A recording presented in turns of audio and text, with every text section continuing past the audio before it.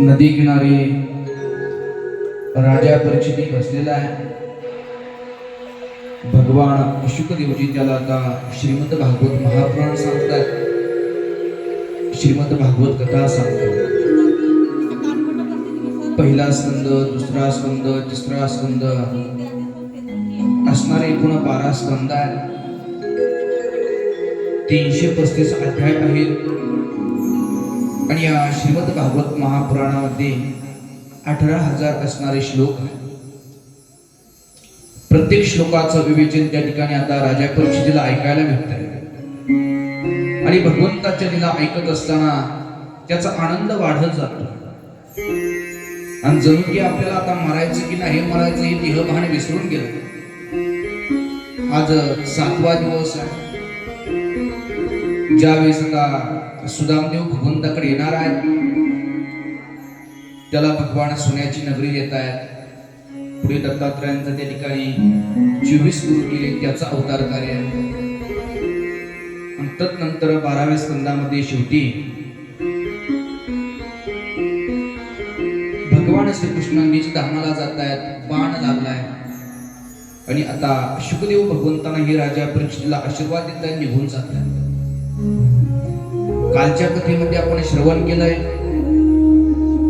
भगवंताचा विवाह सोहळा आपण पाहिला. मथुरेमध्ये भगवान श्रीकृष्णानं वास्तव्य केलं. तिथून निघाले आणि आपली स्वतःची एखादी नगरी असावी म्हणून असणाऱ्या अथंग पाण्यामध्ये द्वारका नावाची एक नगरी स्वतःच्या राहण्याकरता त्या ठिकाणी स्थापन केली. आणि ज्यावेळेस लग्न करण्याची इच्छा झाली, रुक्मिणी मातेचं सुदेवाकडे आलेलं पत्र वाचलं. भगवान श्रीकृष्णानं आता त्या भीष्मकाची कन्या ही पळून आणली. कालचा विवाह सोहळा आपण सर्वजण त्या ठिकाणी साजरा केला. तोच सोहळा ज्या मथुरेत घडला, ज्या गोकुळात घडलाय, जो सोहळा असणाऱ्या भगवंताच्या नगरीमध्ये घडलाय, द्वारका नगरीमध्ये, तोच असणारा भव्य दिव्य सोहळा आपण आपल्या असणाऱ्या सक्षिद्र वडोदा गावामध्ये संपन्न करतो. ज्यांच्यामुळे आपल्याला हा सोहळा दरवर्षी पाहायला मिळतो, ऐकायला मिळतो आणि श्रवण करायला मिळतो. खऱ्या अर्थाने आपल्या गावचं भाग्य आहे. आपल्या गावाला एक चांगले आणि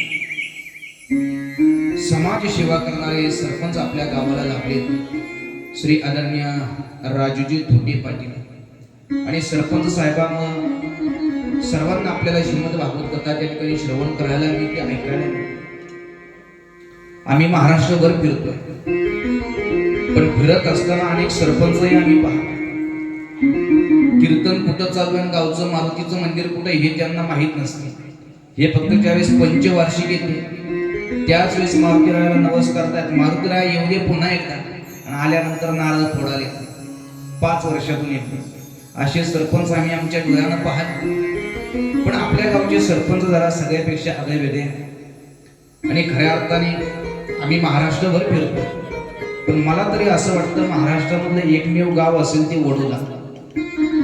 की सर्व ग्रामपंचायत आणि ग्रामपंचायतीमध्ये जे सदस्य आहेत, सर्व सदस्यांच्या वतीनं सरपंच असतील, उपसरपंच असतील, सदस्य असतील, आणि सर्वांच्या वतीनं आपल्या गावामध्ये श्रीमद भागवत महापुराण त्या ठिकाणी ठेवतात. एकच गाव आहे, ते म्हणजे वडोदा.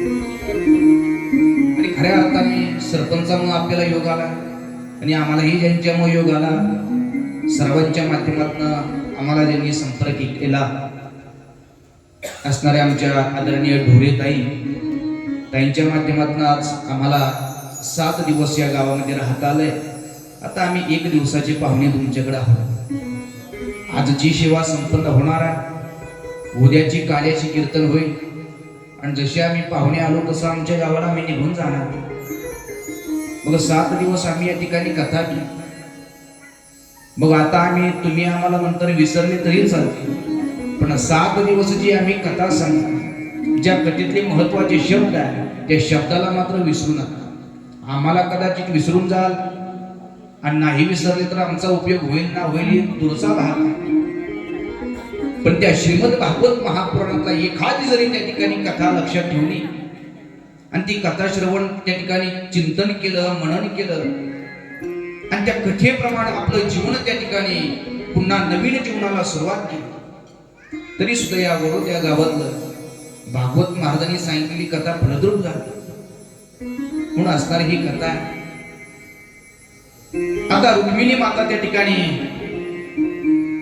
असणाऱ्या द्वारकेमध्ये वास्तव्य करते. भगवान श्रीकृष्ण त्या ठिकाणी आनंदाने आपलं जे काही कामकाज आहे सर्व त्या ठिकाणी व्यवस्थितरित्या चाललंय.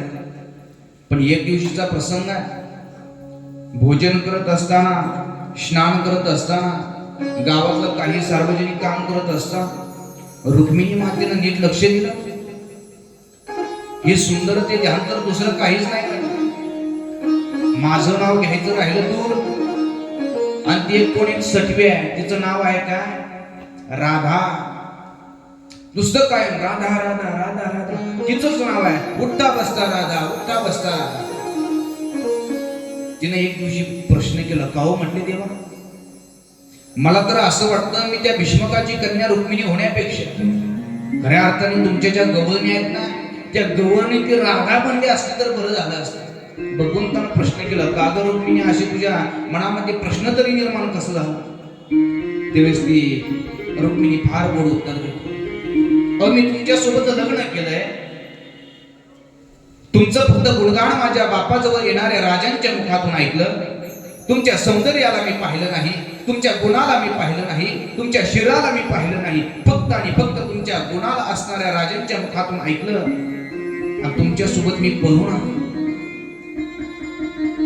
जरी पळून आले तुम्ही मला त्या रथामध्ये बसून आणलं, माझ्या भावासोबत युद्ध केलं, इथपर्यंत सगळं ठीक आहे देवा.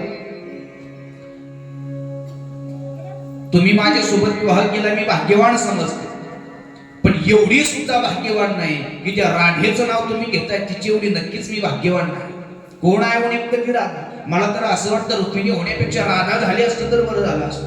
म्हणून आपण पाहतो भगवंताचं कृष्ण कृष्ण शब्द ज्या ठिकाणी येतोय ना तिथं राधा नाव अगोदर जोडलं जातं. राधा कृष्ण, राधा कृष्ण. मग त्या राधेवरती भगवान एवढं प्रेम करतात तरी जे शुकादेव त्या ठिकाणी आता गंगेच्या किनारी राजा परीक्षितला श्रीमद भागवत सांगतात, पण या भागवतात तर राधेचा एकाही ठिकाणी उल्लेख नाही.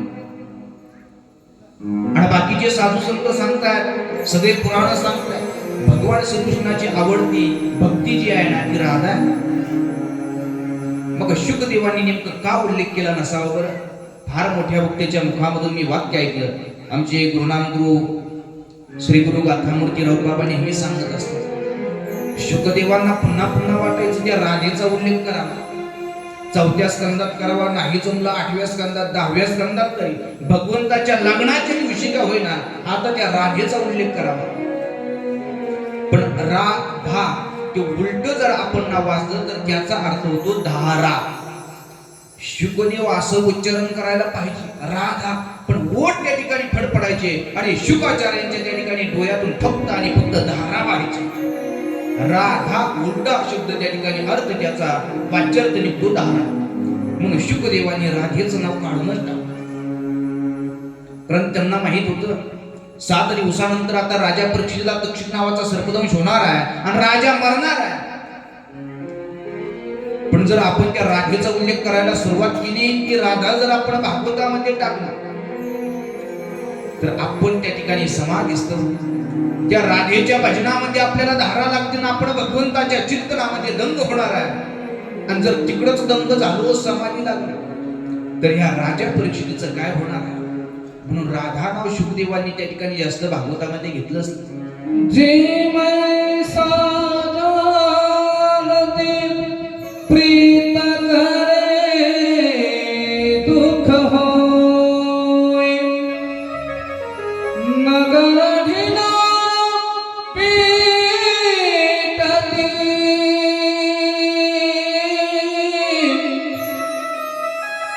इतना करियो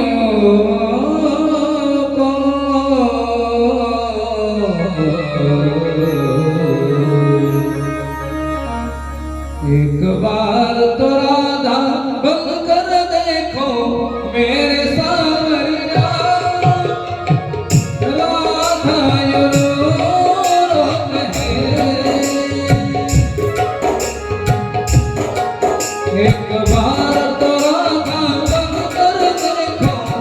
मेरे सावरिया राधा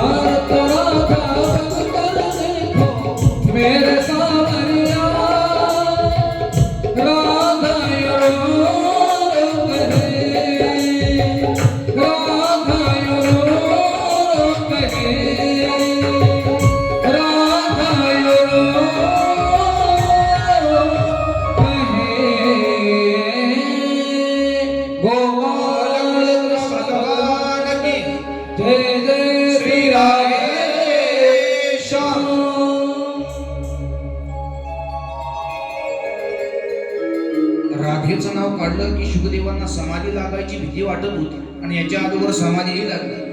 पण परीक्षितीला कथा आता पूर्ण करायची, त्याचा उद्धार करायचा म्हणून राधा नाव जास्त वेळ घेतला. आणि त्या रुक्मिणीच्या लक्षात आलं किती राधा राधा, किती राधा राधा, कायम राधा राधा. खऱ्या अर्थाने राधा म्हणजे कोण आहे? राधा म्हणजे कोण आहे? भगवान श्रीकृष्णाची बायको आहे का भगवान श्रीकृष्णाची प्रेमिका आहे का नेमकं कोण आहे? एकदा राधेनं सुद्धा कृष्णाला प्रश्न केला, अरे कृष्णा, सगळ्या गवळणीमध्ये तुझी आवडती गवळण कोण आहे बरं? तेव्हा भगवान श्रीकृष्ण उत्तर देतात, राधे, गवळणी तर अनेक प्रकारच्या सुंदर आहेत, अनेक गवळणी रासलीला करतात, अनेक गवळणी माझ्या भक्त आहेत, पण राधे खरं सांगू सगळ्यात प्रिय जर कोण असेल तर तूच आहे. त्यावेळेस राधेला आवडलं आणि राधे म्हणते, कृष्णा, खरं विचारू का तुला? जर सगळ्यात आवडती मी आहे तर रुक्मिणी सोबत लग्न केलं, माझ्यासोबत लग्न करायला काय अडचण होती? प्रश्न केल्याबरोबर भगवान श्रीकृष्णाच्या डोळ्यातून अश्रू वाहायला लागले. निरुत्तर झाले. राधे कसं उत्तर देऊ तुला? अगर रुक्मिणी सोबत लग्न केलं, तुझ्यासोबत लग्न करायला काय अडचण? हे मला सुद्धा वाटतं. पण राधे तुला सांगू का, लग्न करण्याकरता 2 जीव असावे लागतात. पण तुझा विचार केला, माझा विचार केला तर आपण 2 जीव नाही. राधा म्हणजेच कृष्ण आहे आणि कृष्ण म्हणजेच राधा. 2 जीव नाही, आपण एकच जीव आहे. कुणासोबत लग्न करतो? राधा म्हणजे नेमकं कोण आहे? राधा म्हणजे एक प्रकारची असणारी भक्ती आहे. भगवंताला कोण आवडत असेल तर भगवंताला सगळ्यात जास्त जर प्रिय कोण आहे तर भक्ती. म्हणून आपण आज हे वृंदावन क्षेत्रामध्ये जा. वृंदावन क्षेत्रामध्ये गेल्यानंतर ज्ञानाला जास्त किंमत नाही, वैराग्याला जास्त किंमत नाही, पण भक्तीला किंमत नाही. तिथं बायका एका मीटिंग सोबत भांडायला लागले तरी राधे राधे तू असं केलं, राधे राधे तू तसं केलं, भांडण करतात. पण भांडण करत असताना आदो राधे राधे बोलतात आणि मग पुढचं काय शिवी द्यायची ती शिवी देते. म्हणजे सगळ्या राधा स्वरूप झाल्या, सगळ्या भक्ती स्वरूप झाल्या. वृंदावनामध्ये आपण जर गेला असाल, वृंदावनामध्ये आपण झाडं पहा, झाड प्रत्येक वृक्षाकडे आपण नीट निरीक्षण करून पहा. तुम्हाला एकही वृक्ष असा दिसणार नाही की तो सरळ गेलाय. प्रत्येक वृक्ष पहा तो असा खाली वाकलेला आहे. कोणती ना कोणती त्याची मुख्य फांदी असणारी शेंडा त्याचा खाली वाकला आहे. त्याचं एकच कारण आहे, गर्व असणारा भगवंताला चालत नाही, अहंकारी पुरुष भगवंताला चालत नाही. काल आपण पाहिलं गवळणींना थोडासा अहंकार आहे, आम्हीच भगवंताला सगळ्यात जास्त प्रिय आहे. रासलीला करता करता राजेला घेऊन भगवान गुप्त झाले. त्याच्या अगोदरचा आपण प्रसंग पाहिला. अहंकार. डोंगर उचलण्याकरता भगवान श्रीकृष्ण जातात आणि ज्यावेळेस डोंगर आपल्या करणीने उचललाय, गोपाळ सांगतात कृष्णा अरे सगळ्या डोंगराला आमच्याच काट्या आणि तू फक्त करमुळीच लावली.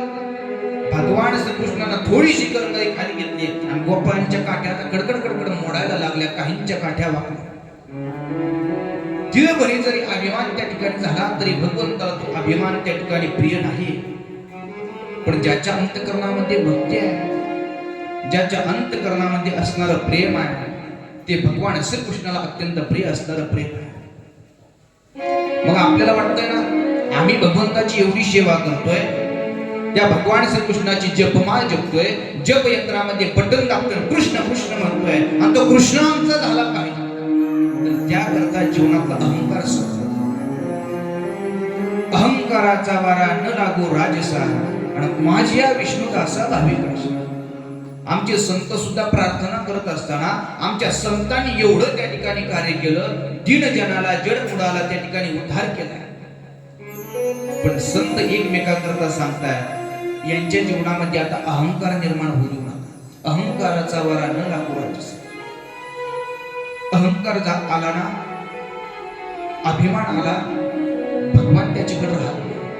मग तो कितीही श्रीमंत असू द्या, कोणत्या देशाचा राजा असू द्या, सार्वभौम राजा असू द्या, आणि किती ऐश्वर्यवान असू द्या, अहंकार आल्यावर भगवंताला चालतच नाही. मग भगवंताला नेमकं काय आवडतं? भक्ताच्या अंतकरणामध्ये जी प्रेममय वासना आहे, भक्ताच्या अंतकरणामध्ये भगवंताविषयीची गोडी आहे ना, ती भगवंताला ती गोडी प्रिय आहे. भक्ती प्रेमा विना ज्ञान नको देव. भक्ती प्रेमा विना ज्ञान नको देव. भक्ती प्रेमा विना ज्ञान नको देव. अभिमान निंदन वातया. अभिमान निंदन वातया माझे. प्रेम सुख दे, प्रेम सुख दे, प्रेम सुख दे, प्रेम सुख दे, प्रेम सुख दे, प्रेम सुख दे.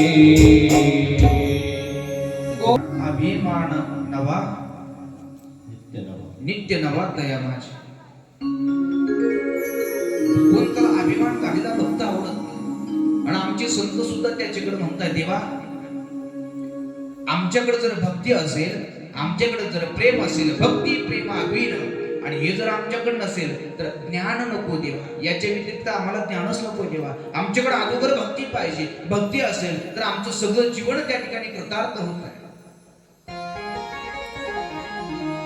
अनेक भक्तांनी आपल्या अंतकरणामध्ये भगवंताविषयी त्या ठिकाणी भक्ती साठवली. शबर राजाची असणारी कन्या शबरी पाहुणे पाहायला आले. पाहुणे पाहायला आल्यानंतर आता बैठक झाली, बोलणी चालणी सुरू झाली आणि शबरीचं त्या ठिकाणी लग्न जुळवलंय, लग्न जमलंय. आणि लग्न जमल्यानंतर आता तारीख काढायची, पाहुण्यांना मेजवानी द्यायची. पण दारासमोर त्या ठिकाणी बोकडाची दावण आणली. 25 असणारे बोकड आहे. पण शबरी माता सगळ्या त्या ठिकाणी असणाऱ्या पशुमध्ये सुद्धा देवच पाहत होते. शबरीनं पाहिलं, बापानं तर आपल्या राजवाड्यासमोर 25 बोकडाची दावण ठेवली. बोकडाची दावण पाहिल्यानंतर शबरी म्हणते, कशा करता आणले बाबा हे बोकड? राजानं सांगायला सुरुवात केली, तुझं लग्न आहे ना, आपल्या दारामध्ये त्या ठिकाणी पाहुणे मंडळ येणार आहे आणि पाहुणे मंडळी आले की त्यांना खाण्याकरता ही मेजवानी द्यायची. म्हणजे काय करायचं? मांसाहार त्यांना खाण्याकरता द्यायचं. मग आपण मांसाहार कोणत्या निमित्तानं करतो? नवस असेल मांसाहार करतो, लग्न असेल मांसाहार. पहिलं चालत होतं बरं का, देवाला असलं काही लागत. हे असणारे आपल्या मनातील भाव आहे. देवाला फक्त देवा करणे भाव तस्मात द्यावे नलगे फारसे व्यक्ती. देवाला हे काही लागत नाही. हे फक्त असणारे देवाच्या भक्ताचे चोचले आहे. मी त्या दिवशीही बोललो, अंगात येणारे सांगत असते, आहा आमच्या देवाला दुसरं काही लागत नाही, आहा आहा 2 पायाची कोंबडी, आहा आहा 4 पायाचं कोंबडी. शबरीला कळाले माझ्यामुळं पाप होणार आहे. रात्र झाली आणि रात्र झाल्यानंतर आपल्या कारणामुळे, आपल्या लग्नामुळे जर 25 बोकड्याचा जीव जात असेल, जर त्या ठिकाणी मांसाहार होत असेल, बोकडाची हत्या होत असेल, तर माझ्या लग्नाकरता व्हायचं आणि ते सगळं पाप माझ्या डोक्यावर बसणार आहे. शबरीनं रात्रीच राजवाड्यातून त्या ठिकाणी निरोप घेतला. पळत जंगलामध्ये जाते. जंगलामध्ये गेल्यानंतर अशा जंगलात जाते कोणाला सापडणारच नाही. मोठमोठाले सर्प आहेत, विंचू आहेत, वाघ आहे, नाग आहे, सिंह आहे. तिनं सगळे पाहिले. पण आता तरी सुद्धा आपला बाप एखादा दूध पाठवेल, कोणाला तरी आपल्याला सापडण्याकरता पाठवेल. मग लपायचं कुठं? भला मोठं त्या ठिकाणी एक प्राणी मेलाय, उंट. आणि त्या उंटाच्या पोटामध्ये त्या ठिकाणी शबरी माता लपून बसली. पण कशा करता? माझ्या भगवंताला हे प्रिय नाही. माझ्यामुळे जर त्या ठिकाणी पाप होत असेल तर लग्नच न केलेलं बरं. आता शेवटी तिनं भगवानच प्राप्त करून घेतला. मग भगवंताला जर प्रिय कोण असेल तर आपला भक्त प्रिय आहे. यो मत भक्त समे प्रिय. श्रीमद भगवद्गीता आहे आणि त्या श्रीमद भगवद्गीतेमध्ये 12वा अध्याय, त्या 12व्या अध्यायाचे सगळे खालचे श्लोक पाहून घ्या. प्रत्येक श्लोकाचा उत्तरार्ध आहे यो मत भक्त समे प्रिया, यो मत भक्त समे प्रिया. आणि अगोदर सगळ्या भक्ताचे लक्षण सांगितले. आमचा भक्त कसा पाहिजे? निरपेक्ष अवस्थेमध्ये भक्त पाहिजे. आणि तो भक्त असणारी राधा भगवान श्रीकृष्णाला आवडते. एक दिवस भगवान श्रीकृष्ण गायीची धार काढण्याकरिता गोठ्यात बसले. यशोदामाई पाठीमागून आली आणि तेवढ्या धार काढत असताना राधा समोरून चालली रस्त्यात. पाणी आणण्याकरता चालली. डोक्यावरती हांड्या आणि तिनं आता भगवान श्रीकृष्णाला पाहिलं. हा दोन्ही हाताने त्या ठिकाणी गायीची धार काढतोय. भगवान गायीची धार काढतोय. पाठीमागं दूध घेण्याकरता यशोदामाई उभा आहे आणि समोरून त्या ठिकाणी आता राधा चालली. आता राधेला पाहिल्यानंतर भगवंताची काय अवस्था झाली असेल? भगवान सगळं विसरूनच गेलाय. गायीचं दूध काढतोय, पाठीमागं आपली आई उभा आहे, सगळं विसरून गेला. आणि पळत पळत राधेकडे गेला. गायीचं दूधही सांगून दिलं आणि राधेसोबत खोड्या करायला.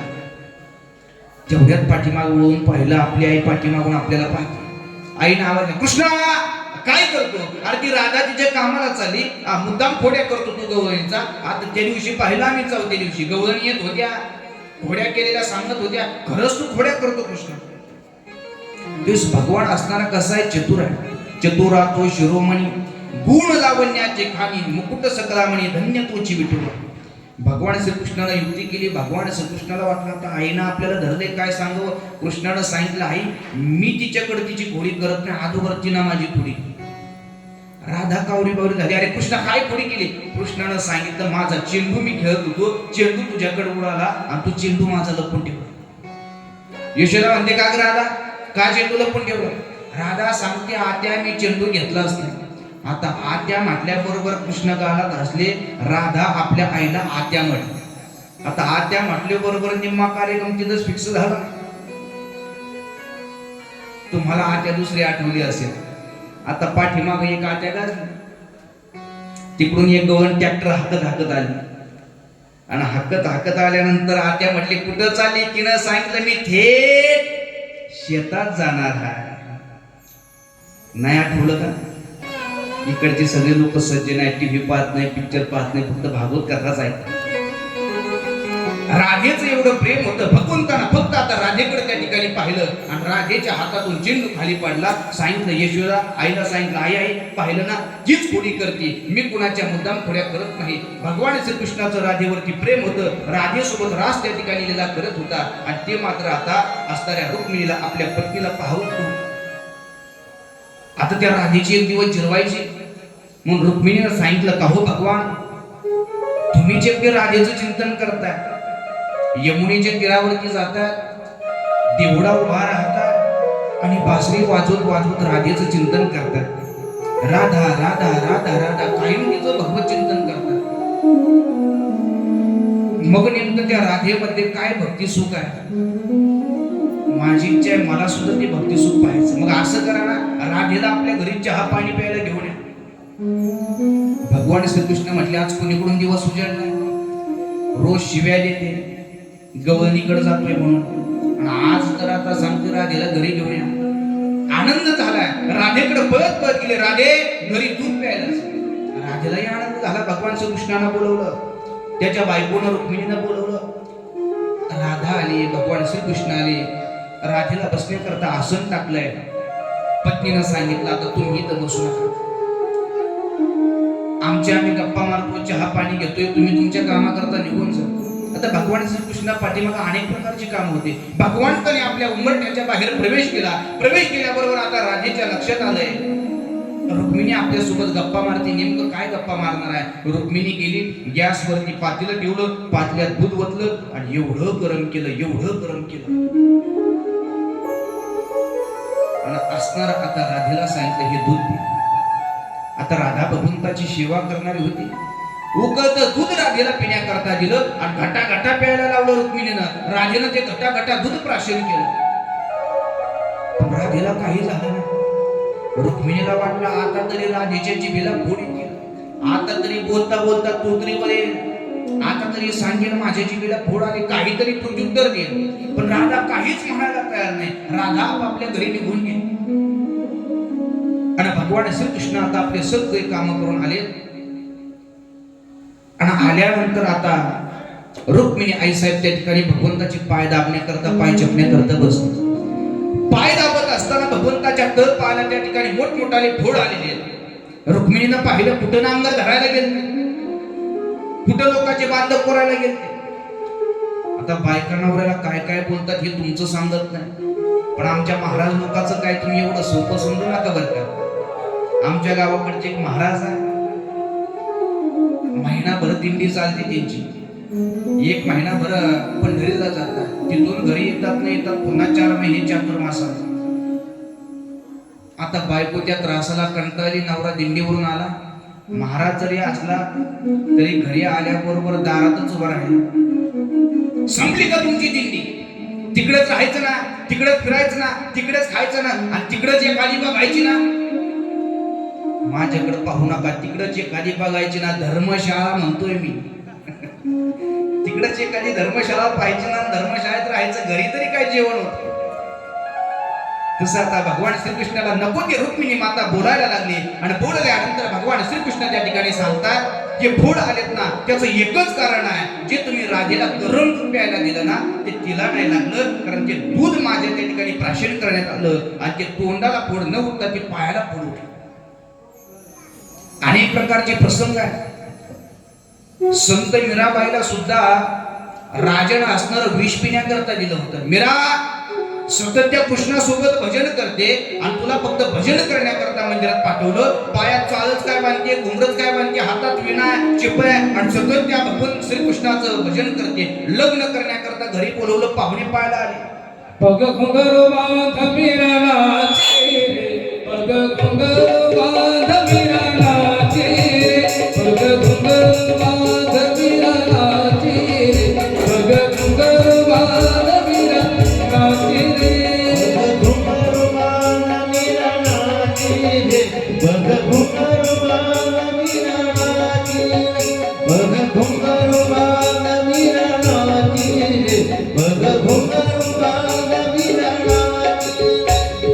मतो मले नारगे, मतो मले नारगे, हो गई गाची रे.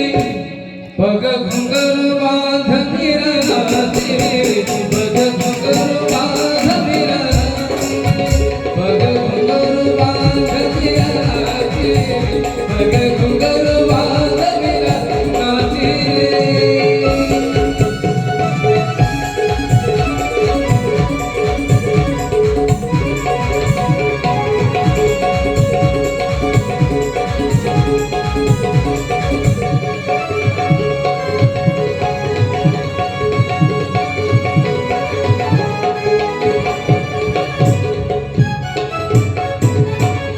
गोपाल कृष्ण भगवान की जय जय श्री राधे. भगवंताच्या भजनामध्ये एवढं दंग व्हावं, एवढं दंग व्हावं. आपल्या सोबत कोण बसलंय, आपण कोणासोबत बोलतो काही लक्ष नसा. ज्यावेळेस या धर्ममंडपामध्ये सुद्धा तुम्ही गवळणी होऊन नाचतायत ना, त्यावेळेस बेधुंद होऊन नाचा. आम्ही त्या कृष्णाच्या गवळणी आहे, लोक कुठं नाचतात कुठं नाही सांगता येत नाही बघ. पण मी नेहमी सांगत असतो, नाचायचं तर हरी कीर्तनात नाचा, नाचायचं तर भगवंताच्या कथेच नाचा. आपण इथं चांगल्या जागेवर नाचायचं सोडून देतो. नाचो कीर्तनाचे रंगी, नाचो कीर्तनाचे रंगी, नाचो कीर्तनाचे रंगी, नाचो नाचो कीर्तनाचे रंगी, नाचो कीर्तनाचे रंगी, नाचो कीर्तनाचे रंगी.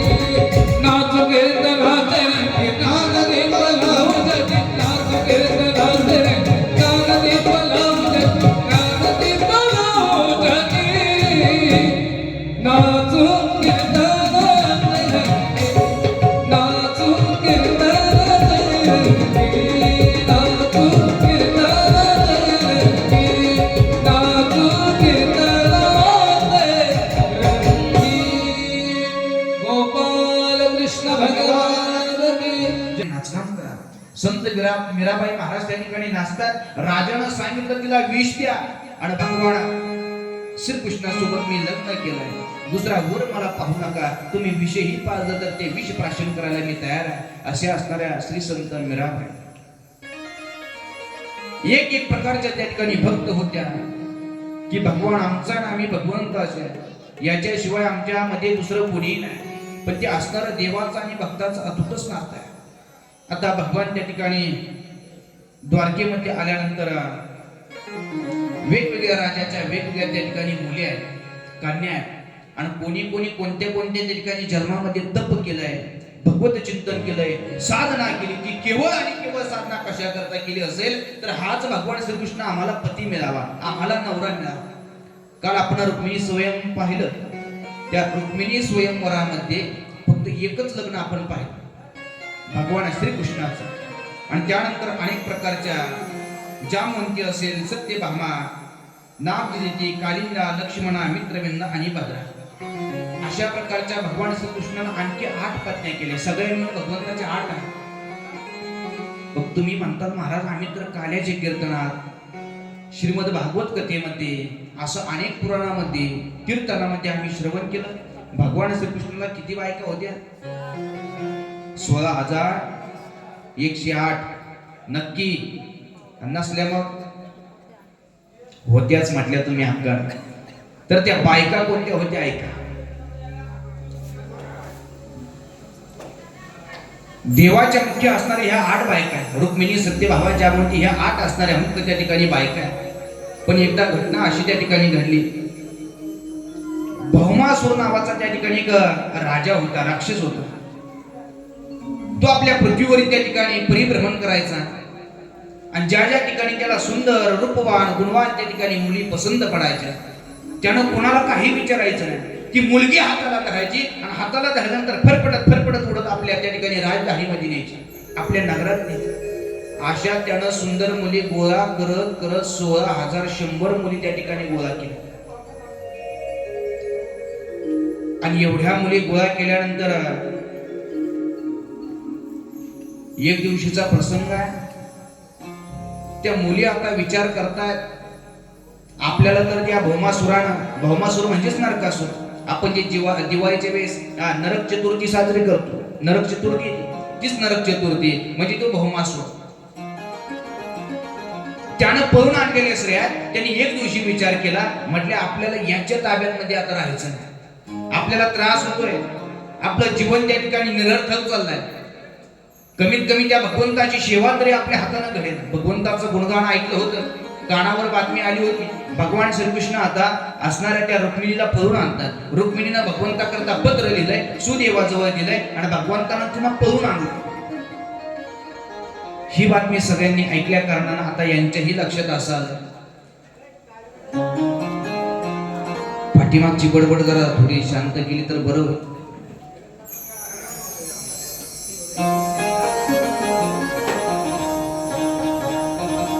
शेवटचा दिवस आहे, अजून फक्त आणि फक्त 1 तास कथा आहे. ही कथा आजची आपली शांत चित्तानं पार पडली म्हणजे आपला शुकदेवाचा यज्ञ सुखरूपपणे पार पडला. इंद्रानं जशी विघ्न आणली भगवान श्रीकृष्णाला फक्त तशी विघ्न आपल्याकडे आली नाही तर आपली कथा पूर्ण झालेलीच आहे. सगळ्या गवळीनं आता हातामध्ये एक एक पत्र घेतलं, प्रत्येकीनं त्या ठिकाणी एक एक पेन घेतला आणि पत्रामध्ये आता भगवान श्रीकृष्णाला पत्र लिहायला सुरुवात केली. पण नंतर त्या गवळींच्या लक्षात आलं, पळून गेलेल्या सगळ्या तरुणींच्या लक्षात आलं, अरे जी रुक्मिणी भगवंतानं पळून नेलेला तिनं पत्र लिहिण्याच्या अगोदर भगवंताची ती सेवा करत होती, भगवंताचं भगवत चिंतन करत होती आणि त्या नामामध्ये ती दंग झाली होती.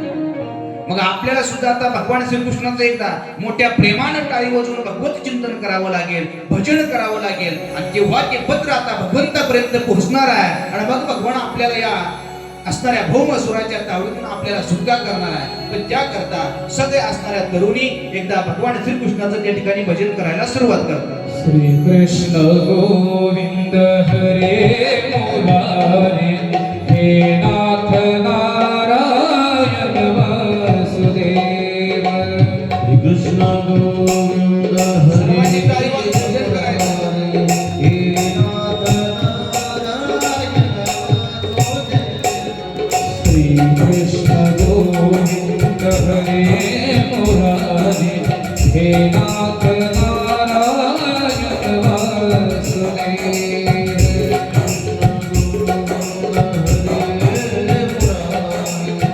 हे नाथ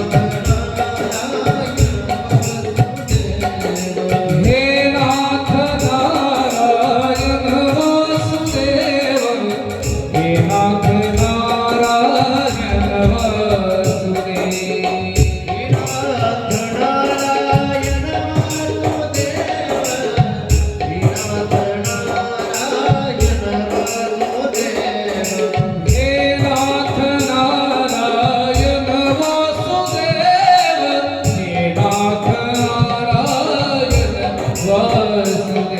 हे नाथ नारायण वासुदेव. हे नाथ नारायण वासुदेव. श्री कृष्ण गोविंद हरे मुरारी हे नाथ नारायण वासुदेव.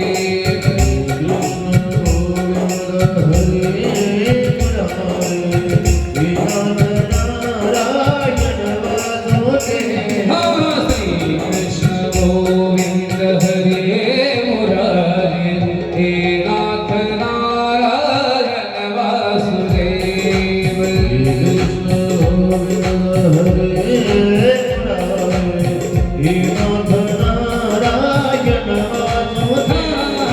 श्री कृष्ण गोविंद हरे मुरारी हे नाथ नारायण वासुदेव.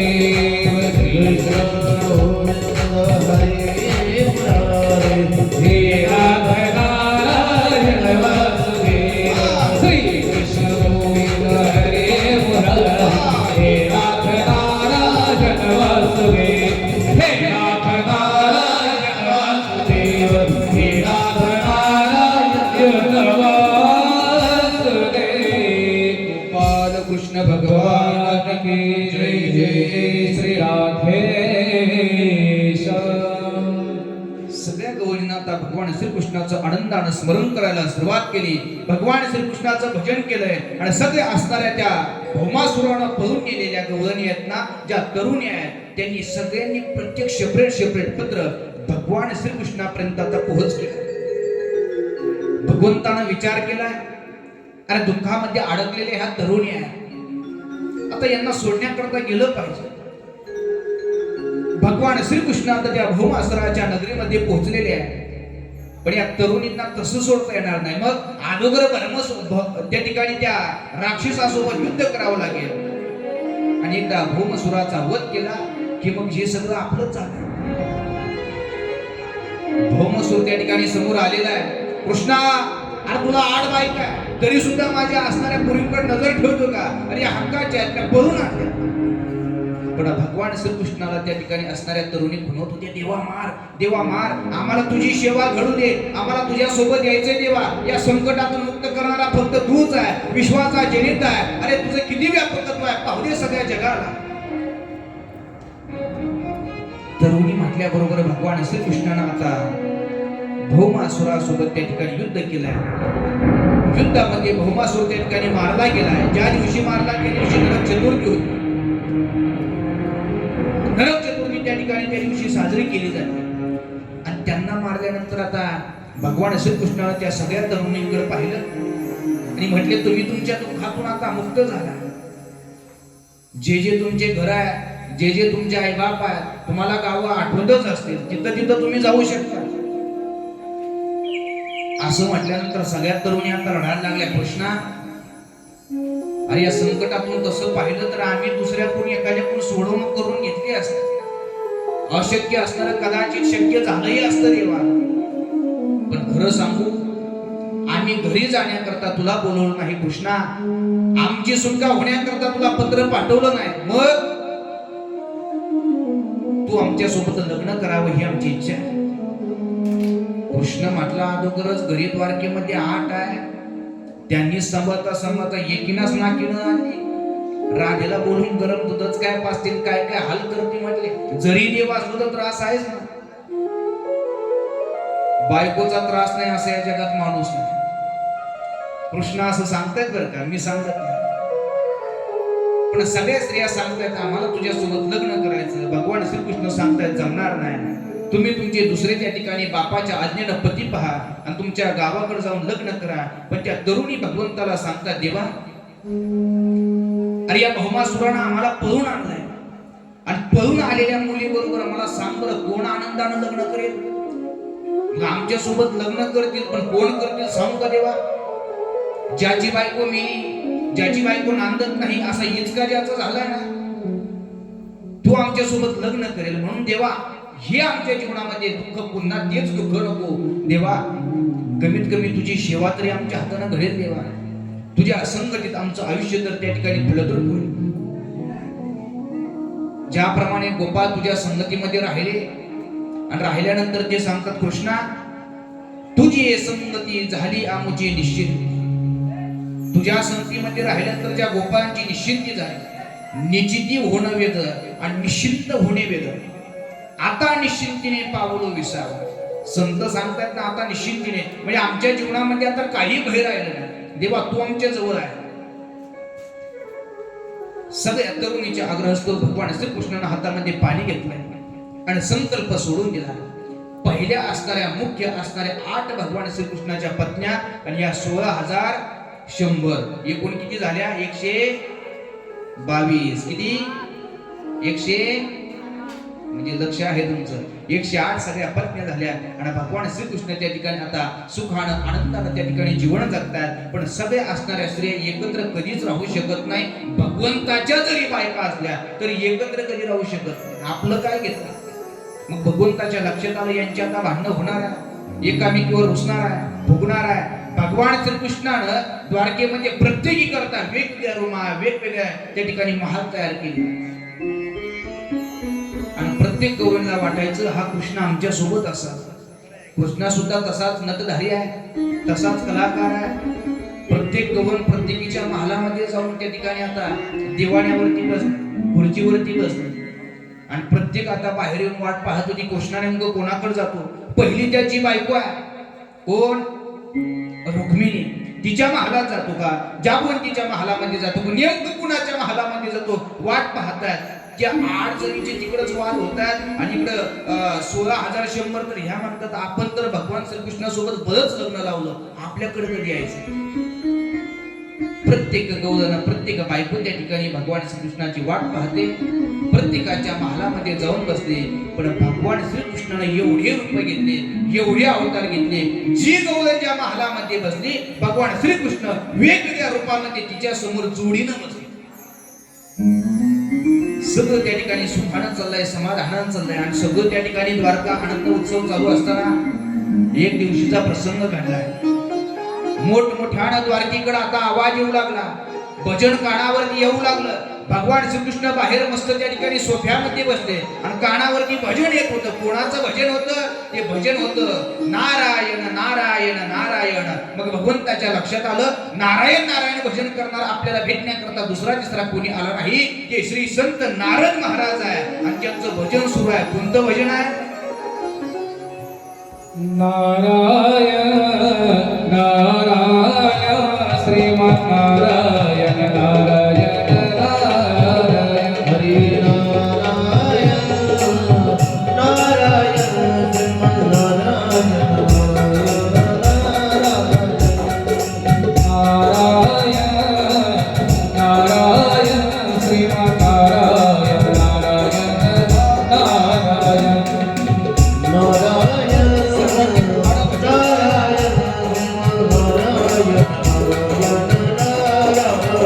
ओ नारायण नारायण नारायण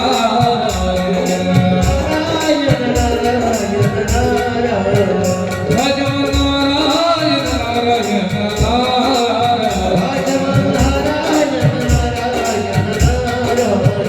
नारायण नारायण श्रीमन्नारायण नारायण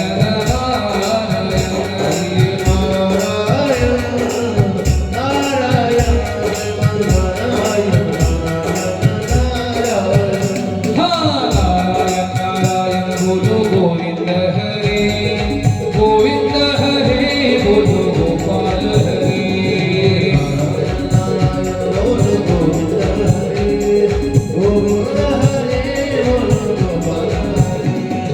गोविंद हरे बोलो गोपाल हरे गोविंद बोलो हरे गोपाल हरे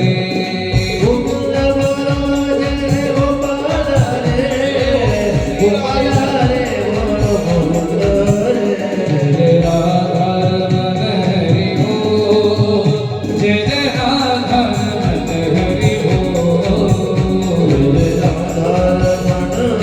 बोल जय जय राधा रमण हरि बोल ओ हरि बोल हरि बोल हरि हरि बोल हरि बोल हरि बोल हरि हरि बोल जय राधा रमण हरि बोल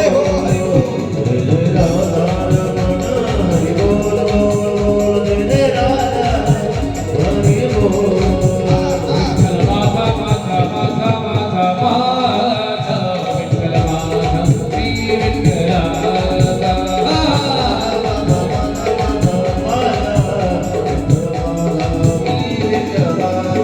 विठ्ठल माझा मी विठ्ठलाचा विठ्ठल माझा मी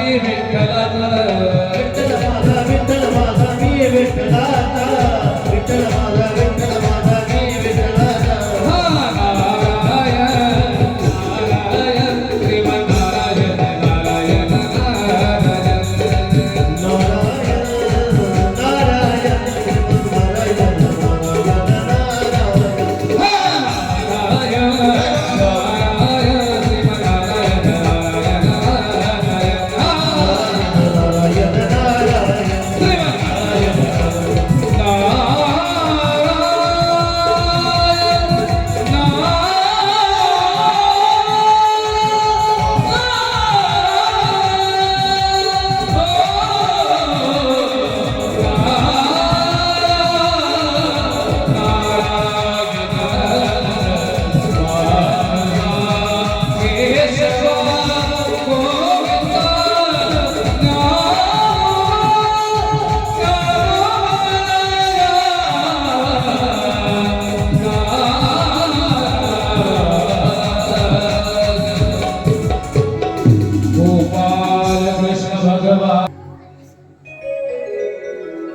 नारद महाराजांचं भजन सुरूच आहे. श्रीमन्नारायण श्रीमन्नारायण. भली मोठी डोक्याला शेंडी आहे, अंटिना रेंज येण्याकरता करतात. मला एकानं प्रश्न विचारला, म्हणजे महाराज डोक्याला शेंडीच का ठेवतात? आता जसे लोक भेटतात तसं उत्तर द्यावं लागतं महाराज. म्हटलं महाराज बामण लोक महाराज लोक डोक्याला शेंडीच का ठेवतात? म्हटलं रेंज येण्याकरता. तो म्हटलं मग ते जेवायला बसल्यानंतर ताटाला पाणी फिरतात का बरं पाणी फिरतात? म्हणलं ताटामध्ये मुंग्या घुसू नये म्हणून पाणी फिरतात. त्याचं उत्तर तसं नाही. भगवंताला पाणी फिरायचं. ओम सहनावतु सहनो भुनक्तु सहवीर्यं करवावे तेजस्वी नावतमस्तु महाविद्यावे. हरि ओम शांती शांती. श्री कृष्णार्पणमस्तु देवा. हे जे अन्न आम्हाला भेटलंय ना, हे तुझ्याच कृपा आशीर्वादाने भेटलंय. मग त्या ठिकाणी संकल्प सोडला जातो. असो नारायणाचं आता द्वारकेमध्ये आगमन झालंय आणि आल्यानंतर भगवंताकडे पाहिलं की सुंदर असणारी द्वारका आहे. द्वारका पाहिली, भगवान श्रीकृष्णाला बाहेर सोप्यामध्ये बसलेलं पाहिलं. नारदाने विचारलं, देवा बरं चाललं ना? म्हटले एकदम आनंदीमध्ये. देवा तुझ्या काय घरी आज द्वारकेमध्ये सप्ताह आहे काय? म्हटले कसं काय? आणि किती स्त्रिया दिसतात? म्हटले सप्ताह दिसतोय मला वाटतं ओढ्यातला. देव म्हटले सप्ताह इतका नाही. म्हटले हा सगळा आपलाच मालमत्तेचा कारखाना आहे. सगळ्या बायका नारदानं पाहिल्या, नारदाला मनच आवरायला तयार नाही.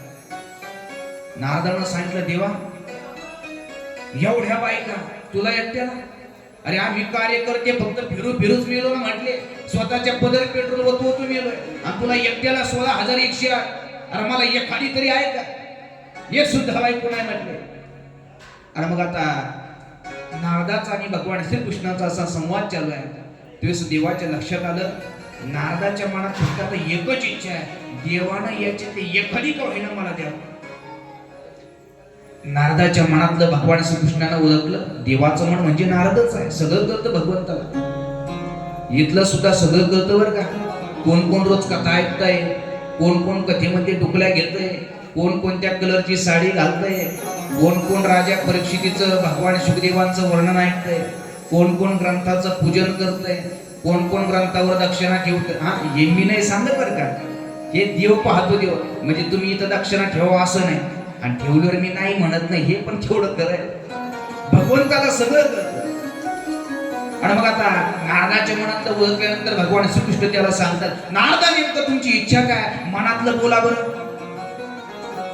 त्यावेळेस नारद म्हणताय, देवा आता मनात मला असं वाटतंय, देवा किती बायका आहे रे तुला? अरे 16,108 म्हणजे फार लांबचा आकडा झाला देवा. इथं आता सध्याच्या काळामध्ये 2025 मध्ये अरे एक भेटत नाही. पैसे देऊन करतो म्हटलं तरी पुरीकडचे अंगात आणतात. म्हटले देवा अरे आता पोरं म्हणते तिला एखादा अवयव नसला तरी चालेल, एखादा डोळा नसला, हात नसला, पाय नसला तरी चालेल, पण लग्न होणं गरजेचं आहे. देवा तुला तर 16,100 वरच्या 8 ही तुलाच का? मग याच्यातली एखादी मला दिली तर तुझं काय बिघडणार आहे? भगवंताला ओळखलं आणि सांगितलं, नारदा मग एक काम कर, एवढा तुला महाल दिसतोय? म्हटले हो. मग प्रत्येक महालामध्ये 16,108 आहे, 16,108 महाल आहे. मग एक काम करा, तुम्हाला जी आवडेल ती घेऊन जा. मग नारदानं मनात विचार केला, भगवंताची पहिली बायको कोण?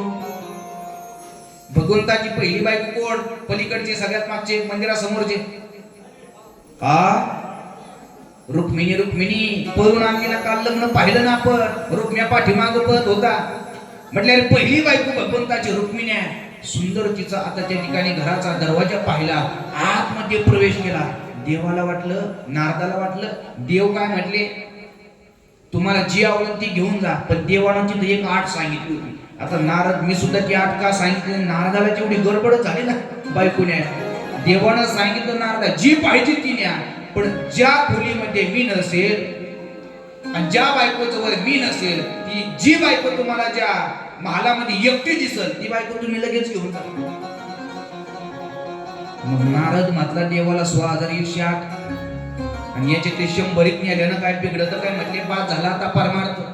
गळ्यातला बिना काढला, हा देवा बाद झालं. म्हटले बिना धरा, हातातल्या चिपऱ्या धरा, भजनाचे दिवस बंद करतोय. म्हटले आता बायको पाहिजे ना. आणि रुक्मिणी मातेच्या महालामध्ये प्रवेश केला. म्हटले आता सगळ्याची असणारी मालकी हीच आहे ना. रुक्मिणी मातेच्या महालामध्ये प्रवेश केला. अगोदर महालामध्ये कोणीच दिसलं नाही. दुसऱ्या रूम मध्ये भगवान नारद महाराजांचं त्या ठिकाणी आगमन झालंय. पाठीमागच्या रूम मध्ये रुक्मिणीच्या पाहिलं, रुक्मिणी माता सुंदर त्या ठिकाणी बसलेली आहे आणि भगवान श्रीकृष्ण तिथं जेवण करतात. यार रॉंग नंबर लागला. नारद म्हटले आत्ता बाहेर बसलेला होता, आत्ता पाहिलं मी, आत्ता डोकं खाजून होता, आम्हाला बाहेरून सूचना देत होता, कधी आतमध्ये आला. बरं जाऊ दे, तिची आवडती बायको असेल, पहिली आहे ना. आता दुसरी फोन जाबवंतीचा महाल पाहिला, तिच्या महालाकडे गेले. लपत लपत पाहिलं, हळूहळू टांगा टाकत गेले, पावलं चोरत चोरत देव तिथं जेवतात. देवाला जेवण करूस तर 7-8 हात पळून घेऊन जातोय. म्हटले पट्टे काय कमी आहे का? जावंतीच्या महालामध्ये गेलं, पाहिलं तिथं जावंती बसलेली होती आणि भगवान श्रीकृष्ण झोपलेले होते. अरे आत्ता जेवत होता, जेवता जेवता झोप लागली काय याला? दुसऱ्या रूम मध्ये पाहिलं, म्हटले आता ह्या 8 बायका देवाच्या आवडते असतील, यांच्या भानगडीत नको. तिकडे 16,100 पळून आणले, त्याच्यातली एक कधी चांगली अप्सरा पाहतो. म्हटले अरे पठ्ठ्या काय कमी आहे का? पटपट त्या ठिकाणी आता नारद महाराज दुसऱ्या महालामध्ये परत परत त्या ठिकाणी गेले. धोतर त्या ठिकाणी सुटायला लागलं, भजनही बंद पडलं, काय विना नाही, चिपळा नाही, सगळं त्या ठिकाणी त्याग केला. फक्त आणि फक्त आता देवाची बायको चोरून घ्यायची. ज्या रूम मध्ये महालामध्ये भगवान नसतील ती बायको पठ्ठ्याचीच आहे. इकडं तिकडं धावत धावत पळत होते, कपाळाला आलेला घाम पुसत होते आणि 16,100 आहे. त्या 100 एका त्या ठिकाणी महालामध्ये घुसले. घुसल्यानंतर पाहिलं, म्हटले आता कशाचा देव? देव थेट तिकडं होता. जेवण झालंय ना, आता झोपला. कमीत कमी झोपातून उठल्यानंतर चूल तर भरत असेल, चूल भरल्यानंतर बायकोच्या हाताने चहा तरी पित असेल, तर इकडे 2-4 अशा खापक्यान वडीतो. म्हटले त्याला काय लागतं आहे की नाही? परत परत गेले, परत परत गेले, जेच त्या महालामध्ये घुसले, पाहिलं देव त्या ठिकाणी नुकताच आपल्या डोक्यातला मुकुट काढलेला आणि डायरीमध्ये कथीच्या तार खाली होती. म्हटले आता तिथं झोपलेला होता, इकडं कसा? असं पाहता पाहता नारद आता थकले.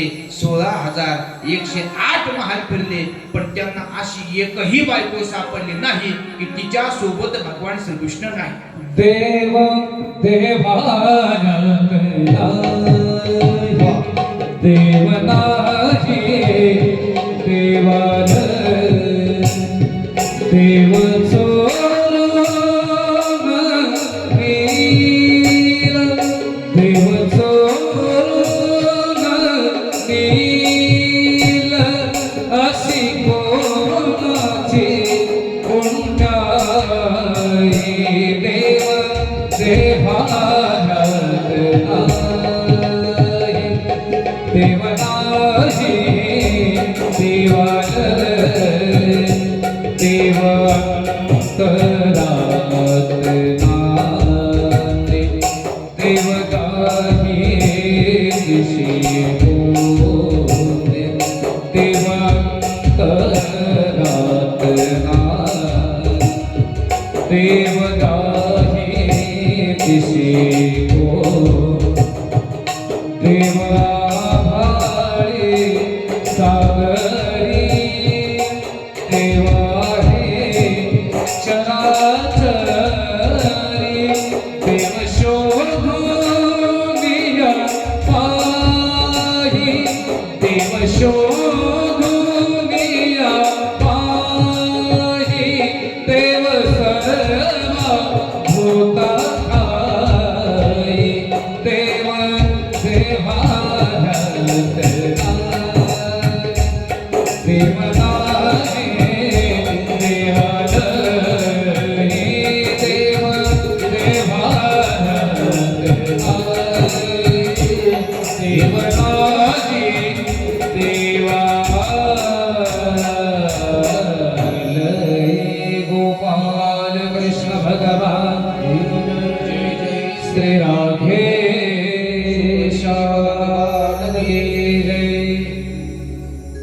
नारद सगळ्या महालामध्ये फिरून आले, पण नारदाला अशी एकही बायको दिसली नाही की जिच्या समोर भगवान नाही.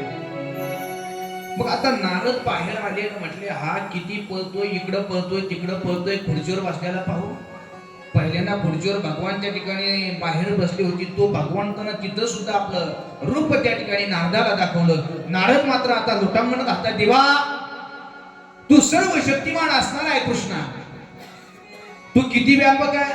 विठ्ठल जळी स्थळी भरला हरिता ठाणाई वरला अजया दृष्टीने पाहिला विठ्ठल विठ्ठल जळे जळे भरला हरिता ठाणा हे भरला अजया दृष्टीने पाहिला विठ्ठलची विठ्ठल विठ्ठल जळी स्थळी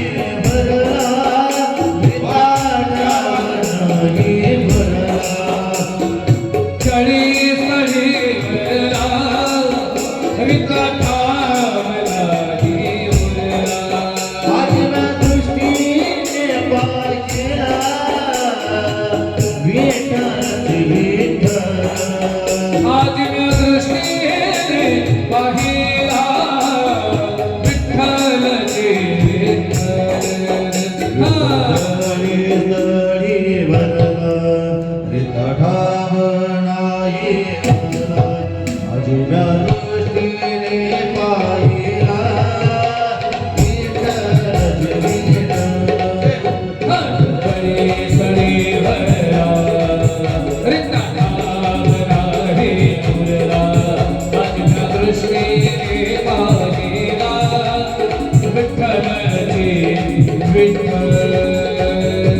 विठ्ठलचे भगवान की जय राधेश विठ्ठल जरी स्थळी भरला रिता ठावणा हे उरला ना आजीम्या दृष्टीने पाहिला तोच भगवान पांडुरंग परमात्मा विठ्ठल तोच भगवान श्रीकृष्ण सर्व चराचरामध्ये गुंतलेला लपलेला सर्वांच्या हृदयामध्ये असणारा तो परमात्मा आहे. मग या कथेतून खाली बसा त्या कथेतून आपल्याला एकच शिकायचं आहे. जो असणाऱ्या त्या नारद महाराजांना दिसला, जो भगवान श्रीकृष्ण गोपाळांना दिसला, जो भगवान श्रीकृष्ण गौरणींना दिसला, तो भगवान श्रीकृष्ण आपल्या ही हृदयामध्ये आहे. ज्ञानोपरायांच्या निमित्तानं आपला सप्ताह चालू आहे ना, ते ज्ञानोपराय वर्णन करतात. कैसा हृदयामध्ये मी रामो असता सर्व सुखाचा आरामो आणखी भ्रांतासी कामो विषयावरी सर्व घटी राम तिहादी एक सूर्य प्रकाशक सहस्रश्मी. सर्वांच्या हृदयामध्ये माऊली सांगतात तो परमात्मा आहे. नारद महाराजांना त्या परमात्म्यानं आपलं व्यापकत्व असणारं दर्शन दिलं. नारदांना आता शेवटी त्या ठिकाणी माफी मागितली. नंतर असणारं पांडवांनी त्या ठिकाणी राजसूय यज्ञ सुरू केला आणि ते यज्ञाकरता अग्रगण्य मान कोणाला द्यायचा, मग तो भगवान श्रीकृष्णाला दिला. मान दिल्यानंतर भगवान श्रीकृष्ण आता त्या यज्ञाकरता बसणार आहे. पण त्यावेळेस शिशुपालाला ते मात्र खटकत होतं. शिशुपाल भगवंताच्या विरोधात जात होता आणि यज्ञ सुरू झाल्यानंतर नको ते बोलत होता. त्यानं भगवंताला शिव्या द्यायला सुरुवात केली. अनेक प्रकारच्या शिव्या द्यायला सुरुवात केली. भगवंतानं 50 शिव्या ऐकल्या, 60 शिव्या ऐकल्या, 98 झाल्या, 99 झाल्या, 100 होईपर्यंत भगवान काही बोलले नाही. पण एकदा का आता शिशुपालाचं पुण्य संपत आलं, 100 शिव्या दिल्या, त्याचं सगळं पाप उदयाला आलं, पुण्य त्या ठिकाणी संपुष्टात आलं आणि भगवंताच्या लक्षात आलं आता याचं जगून फायदा नाही, हा पापी झालाय ना. शिशुपालाचा त्याच वेळेस भगवान श्रीकृष्णानं त्या ठिकाणी वध केला. बोलिये भगवान श्रीकृष्ण की. भगवान श्रीकृष्ण असणारा असा आहे, त्याला दृष्ट असणारे आवडत. मग तो आपल्या जवळ कुणाला ठेवतो माहिती आहे? भक्ता राखे पायापाशी आणि दुर्जनाशी संवाद. दुर्जन जे आहेत ना, जे मद्यप्राशन करतायत, जे मांसाहार करतायत, जे व्याभिचार करतायत, जे कथेमध्ये विघ्न आणतात, असे भक्त देवाला आवडत नाही. कारण भगवान सांगतात ते दुर्जन आहे. म्हणून भगवान भक्ता राखे पायापाशी, भक्ताला आपल्या पायाजवळ ठेवतो, वाटेल ती सेवा करतो. तेही प्राणाप्रवते आवडते मज निरोते. प्राणापेक्षा मला ते भक्त आवडतात. पण दुर्जनाशी संवारी, दुर्जनाचं त्या ठिकाणी भगवान श्रीकृष्ण संहार करतात. मग अनेक त्या ठिकाणी आता भगवान श्रीकृष्णाच्या बायका कृष्णाला प्रश्न करतात का हो भगवान, किती व्यापक आहे हो तुम्ही, किती व्यापक आहे. नारदाला तुम्ही आम्ही सगळ्यांसोबत दिसलो म्हणजे तुम्ही किती व्यापक आहे. आणि ही सगळी कीर्ती ऐकून एक दिवशीचा प्रसंग आहे. दुर्वास ऋषीला वाटलं आपण भगवंताला भेटण्याकरता गेलं पाहिजे. यमुना मैयेच्या पलीकडच्या तीरावर दुर्वास ऋषी येऊन थांबले आणि थांबल्यानंतर कुणाजवळ तरी आमंत्रण दिलं, सांगा त्या कृष्णाला दुर्वास ऋषी तुम्हाला भेटण्याकरता आलेले आहे, तुमच्या दर्शनाकरता आले. पण दुर्वास ऋषी खरं सांगू, दर्शन पण घ्यायचं होतं आणि परीक्षा पण घ्यायची होती. आल्यानंतर त्या ठिकाणी साधना सुरू केली, आसन त्या ठिकाणी लावलेलं आहे आणि भोजन करण्याची इच्छा झाली. पुन्हा सांगितलं भोजनही करायचं दुर्वासाला सांगा. आता दुर्वासाला आता आमच्यासारखं भोजन लागत नव्हतं बरं का सहारेताई. एवढं भोजन लागत होतं. एका वेळेला शास्त्र सांगते 60,000 खंड्या, म्हणजे ते अगणित असणारं भोजन आहे. एवढं भोजन लागायचं. आणि ते असणारं एवढं भोजन लागत असताना त्यावेळेस ते विचार करत होते एवढं भोजन लागतंय. आता बातमी तर कृष्णापर्यंत पोहोचलेली आहे. मग आता सगळ्या बायकांनी विचारलं देवा, मग एवढा आम्ही भाकरी चपात्या भाज्या सगळं बनायचं ना. देवानं सांगितलं तुम्ही सगळी त्या ठिकाणी आता सामुग्री तयार करा, स्वयंपाक तयार करा, की ऋषी आपल्यावरती संपुष्ट झाले पाहिजे. खरं सांगू, आपल्या दारात अतिथी आल्यानंतर आपण जर त्या अतिथीला आपण काहीच दिलं नाही तर शास्त्र सांगताय विमुख केल्या अतिथीने सुकृताची संपत्ती. आपल्या दारात अतिथी आलाय ना, आपल्या दारामध्ये कोणी जरी आला ना तर तो भगवत चिंतन करत असेल, त्याला काहीतरी टोपल्यात असणारी शिळी भाकर का होईना द्या, नाही टोपल्यात काही शेंगदाण्याच्या बरणीत हात घाला, त्याला 4 शेंगदाणे का होईना हातावर द्या, नाही जमलं साखरेचे का होईना 2 दाणे घ्या आणि त्या अतिथीच्या हातावरती द्या. काही नास्तिकवादी म्हणतात त्या मागणाऱ्याला आम्ही देत नाही. अतिथी असेल कोणी असेल दान धर्म आम्ही करत नाही. त्याचा परिणाम दान धर्म करत नसाल, आपण आयुष्यभर जे पुण्य करतो, देवघरात देव पूजा करतो, आलेला अति मोकळा जाताना आपल्याला दिसतो, पण मोकळा जात नाही. मग आपले जेवढं पुण्य संपत्ती आहे सगळी पुण्याची संपत्ती सोबत घेऊन जातो. भगवान श्रीकृष्णाच्या 16,108 बायकांनी सगळा स्वयंपाक तयार केला. सगळ्या भाकरीचे भाजीचे गाठोडे बांधले आणि आता निघाल्या. पण निघाल्यानंतर भगवान श्रीकृष्णाचं दर्शन घेतलं आणि विचारलं, भगवान कुठे दुर्वास ऋषी? सांगितलं यमुनेच्या दुसऱ्या तीरावरती. म्हटले देवा, यमुना एवढी खळखळून वाहते, एवढं पाणी आहे, दुथडी पाणी आहे म्हटलं, त्या पाण्यामधून आम्ही कसं जायचं बघा. तेव्हा भगवान त्यांना सांगतात, सोपा आहे, तुम्ही फक्त त्या यमुनेजवळती जायचं, गेल्यानंतर हातातले गाठोडे खाली ठेवायचे आणि सगळ्यांनी यमुनेच्या अलीकडच्या काठावरती उभा राहून हात जोडायचे आणि यमुना मैयाला म्हणायचं, हे यमुना मैया, आमचा पती असणारा भगवान श्रीकृष्ण आज जन्मा ब्रह्मचारी असेल, तो जर खरोखर ब्रह्मचारी असेल, 16,108 बायका असून बरं का, तो जर ब्रह्मचारी असेल तर आम्हाला जागा दे, आम्हाला जाण्याकरता रस्ता कर. सगळे स्त्रिया हसायला लागले, काय देवा, काय उगच काही पण सांगता आणि आशनी पुढं की रस्ता देईल आणि तू ब्रह्मचारी आहेस.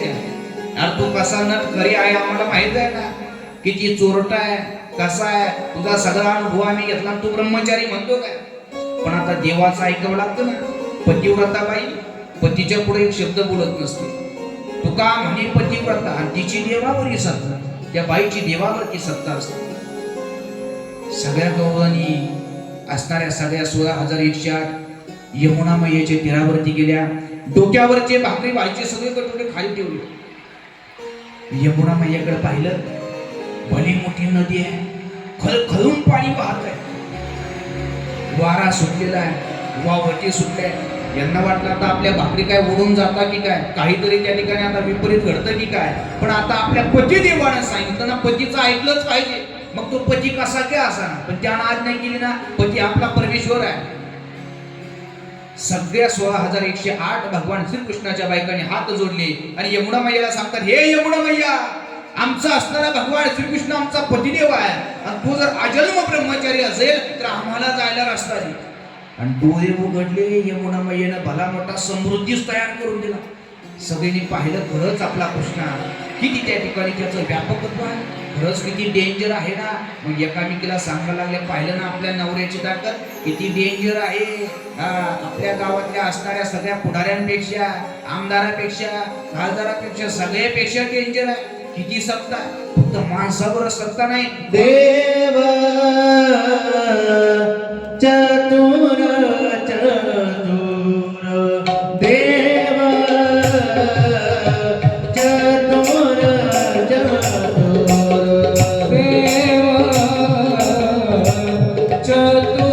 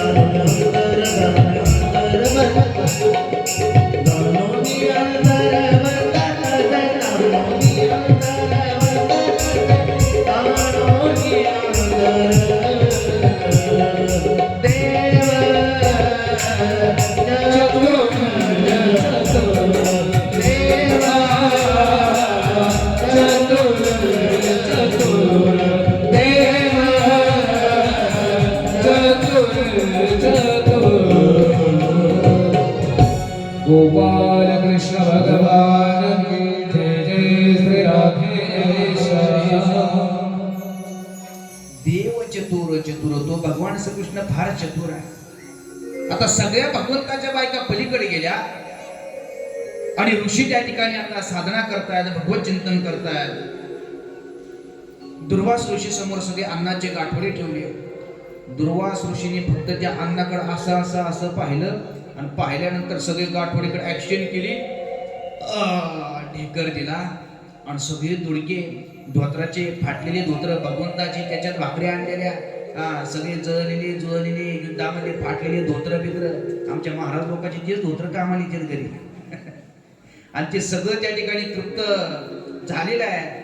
दुर्वास ऋषीने त्या ठिकाणी ढेकर दिला आणि आता यांना परत पाठीमागं जायचं. नदीवरती गेल्या पुन्हा जैश येते. नदीला त्या ठिकाणी खळखळून पाणी आहे. सगळ्या बायका म्हणायला, ये बाया, येताना रस्ता झाला आणि जाताना परत बंद झाला, ट्रॅफिक जाम झाले, आता काय करायचं? येताना कृष्णानं सांगितलं, पण आता जाताना धड फोनची सोय नाही, टेलिफोन नाही, काय नाही, नेमकं काय करायचं? म्हटले आता तिकडून येताना कृष्णाला सांगितलं, आपण दुर्वासाला विचारलं पाहिजे. दुर्वासाकडे गेल्या. दुर्वास ऋषी, आता आम्हाला पुन्हा त्या ठिकाणी द्वारकेत जायचं, आता कसं जायचं? दुर्वासानं विचारलं, तुम्ही येताना कशा आल्या?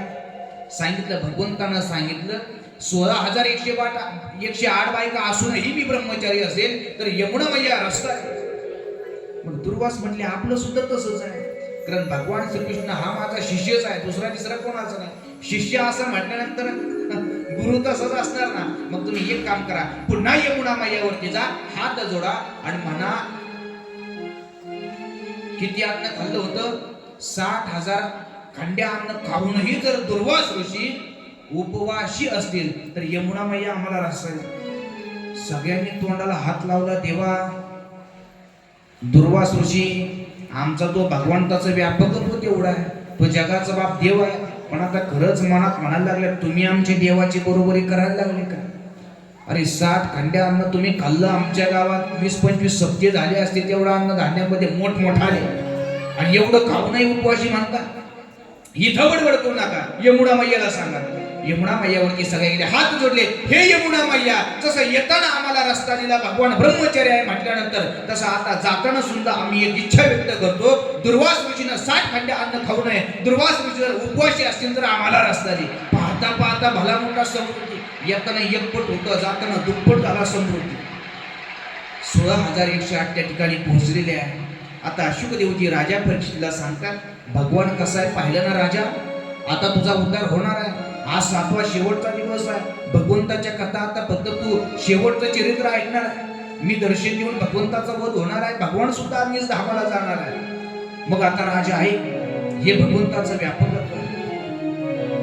आणि शेवटी आता भगवान किती उदार आहे ना, किती उदार आहे हे सांगायला सुरुवात केली. जगाचा बाप देवही जरी असला ना, तरी जीवनामध्ये गुरु केल्याशिवाय पर्याय नाही. जगाचा बाप देव आहे, कृष्ण म्हणजे जगद्गुरु, सगळ्या जगाचा गुरु आहे. पण त्यानं सुद्धा आपल्या जीवनामध्ये गुरु केला सांदीपानी ऋषी. सांदीपानी ऋषीच्या त्या ठिकाणी आश्रमामध्ये राहण्याकरता, शिक्षण घेण्याकरता, पाठ घेण्याकरता अनेक गुरुबंधू सोबत शिक्षण घेत आहेत, विद्यार्थी आहेत.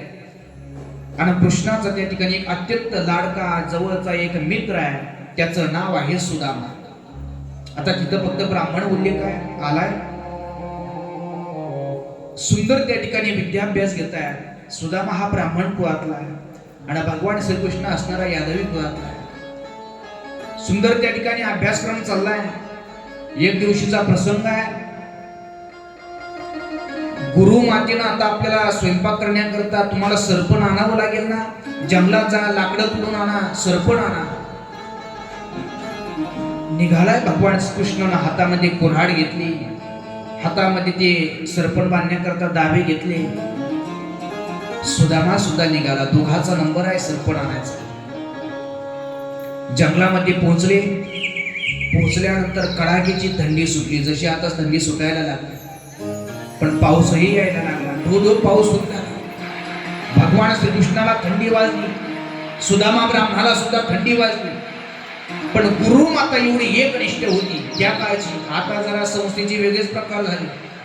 त्यांना सांगितलेले बरे, आम्ही सुद्धा आळंदीमध्ये राहिलो, पण पण ती गुरुमाता जरा एकनिष्ठ होती, विद्यार्थ्यांना जीव लावणारी होती.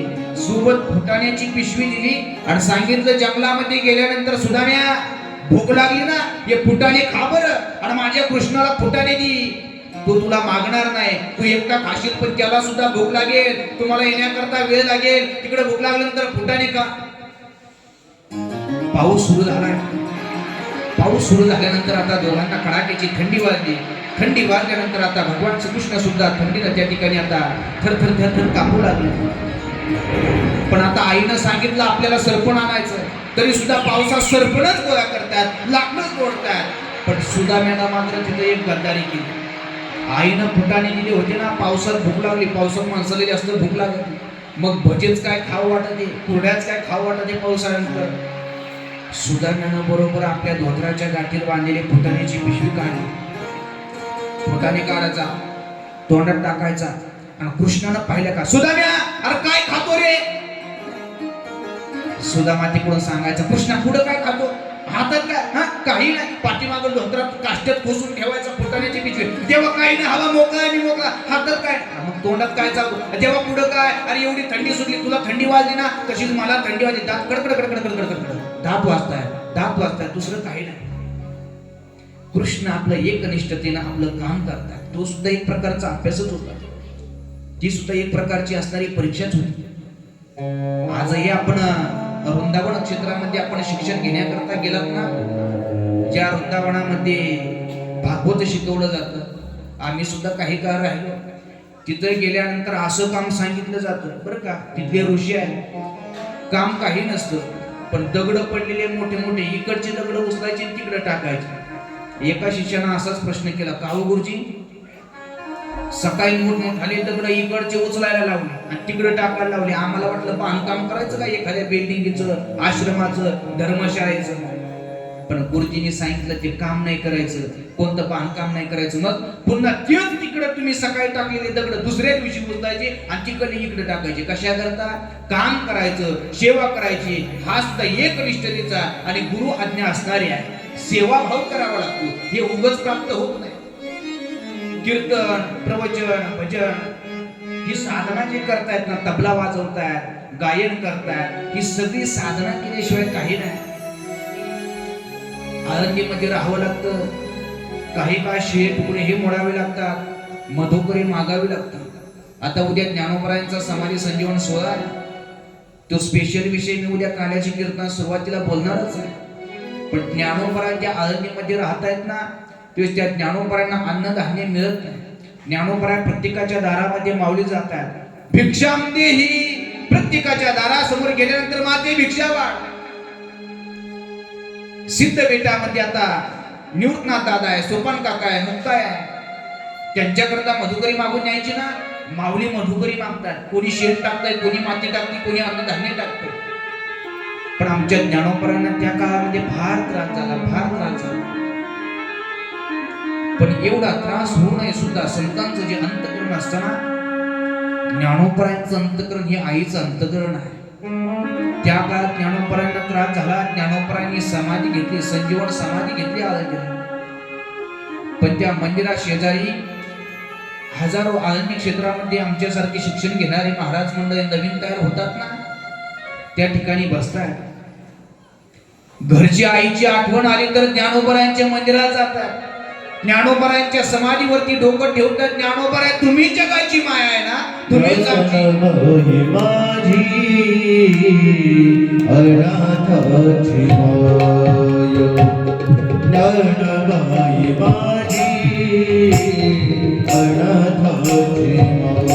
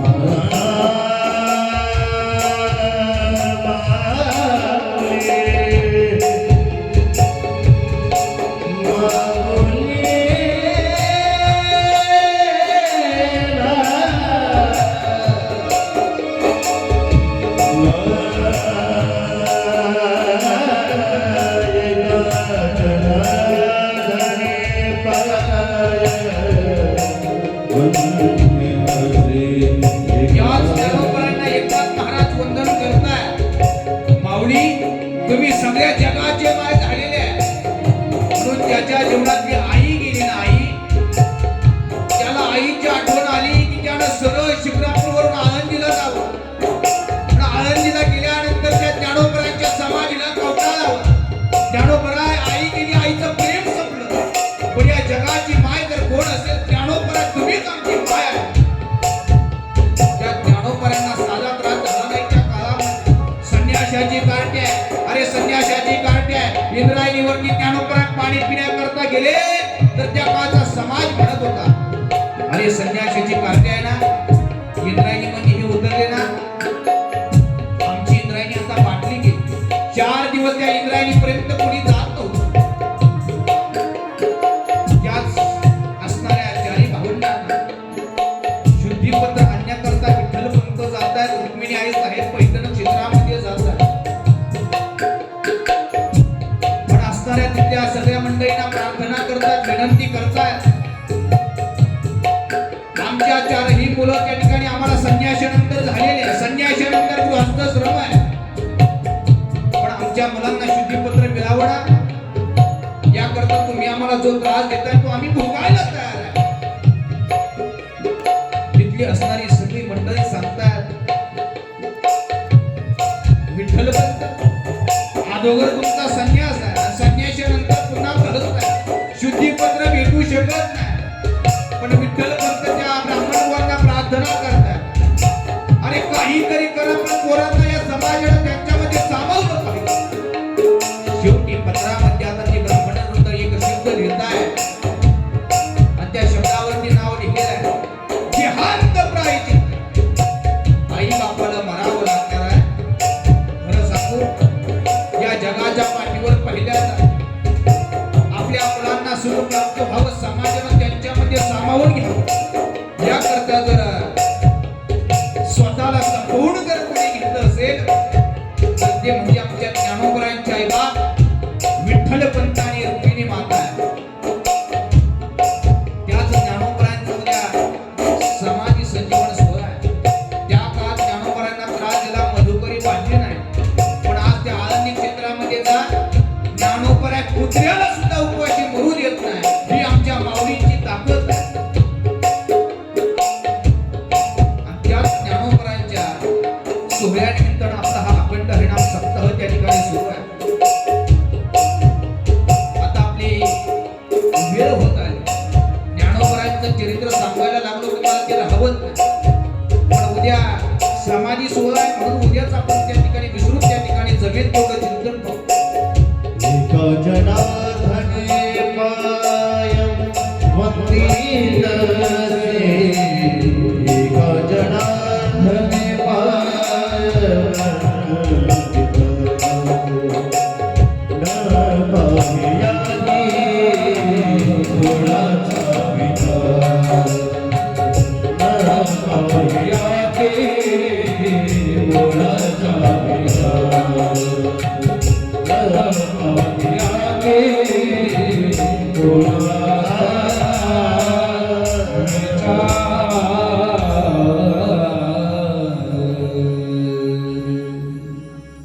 भगवान श्रीकृष्ण आणि आता सुदामा ब्राह्मण आता आईचं सांगितलेलं गुरु आईची आज्ञा म्हणून शेतामध्ये असणाऱ्या जंगलात सरपण गोळा करतात. फक्त सुदाम देवाला दारिद्र्य का प्राप्त झालं? एकट्यानं फुटाने खाल्लं. म्हणून घरामध्ये जर आपलं सगळं कुटुंब असेल, एकट्यानं कोणती गोष्ट खायची, पंक्तीमध्ये बसला असाल तर एकट्यानं कोणती गोष्ट खायची नाही. एकट्यानं एक गोष्ट खाल्ली आणि दुसऱ्यानं आपल्याकडे पाहिलं का दारिद्र्य निश्चित आहे, म्हणून त्यातला एक कणक होईना पण आपल्या शेजाऱ्याला द्यावा. सुदामानं नाही दिलं, त्याचा परिणाम एक असणारा द्वारकाधीश राजा बनला, गड्यांनो राजा किरे झाला आणि कृष्ण सिंहासनी बैसला. एक द्वारकेचा राजा झाला आणि एक असणारा 18 विश्व दरिद्र त्याला प्राप्त झालाय, फक्त फुटाने दिलेला आहे म्हणून.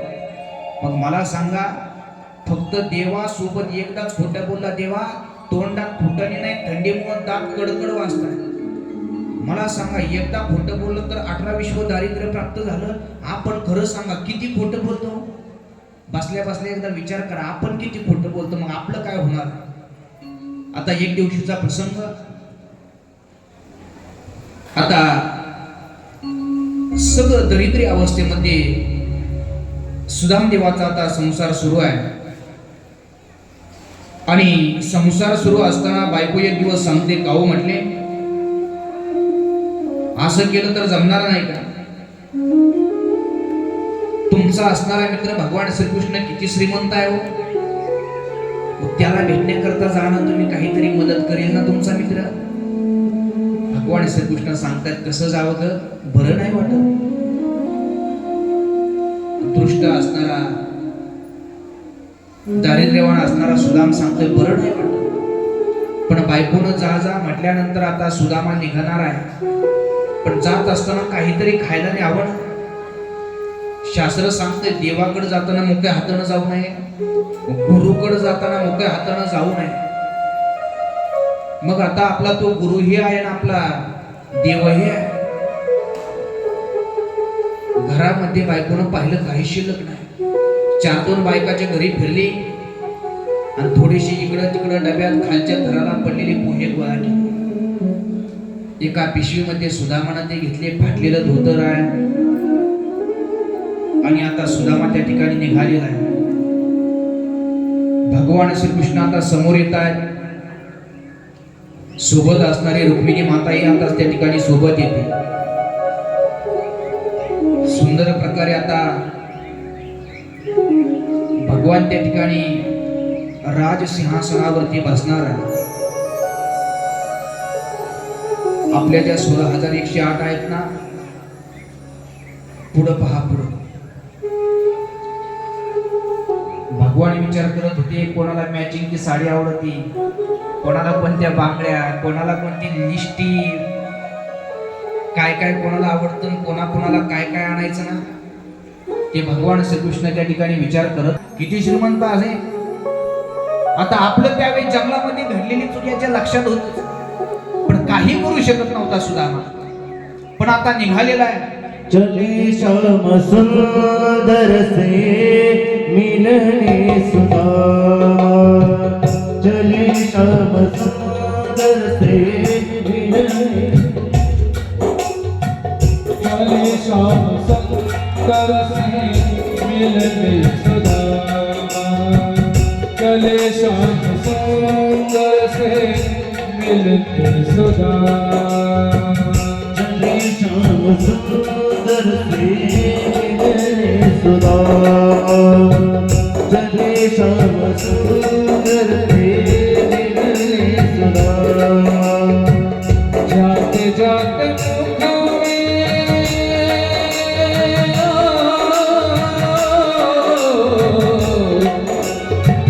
जाते जाते मुख में, हरे कृष्ण हरे राम, चले श्याम सुंदर से मिलने सुदामा, चले श्याम सुंदर से मिलने सुदामा, सुंदर से मिलने सुदामा, चले श्याम सुंदर से मिलने सुदामा. सुदामा देव बरोबर आता द्वारका नगरी समोर आलेले. आवाज द्या आता.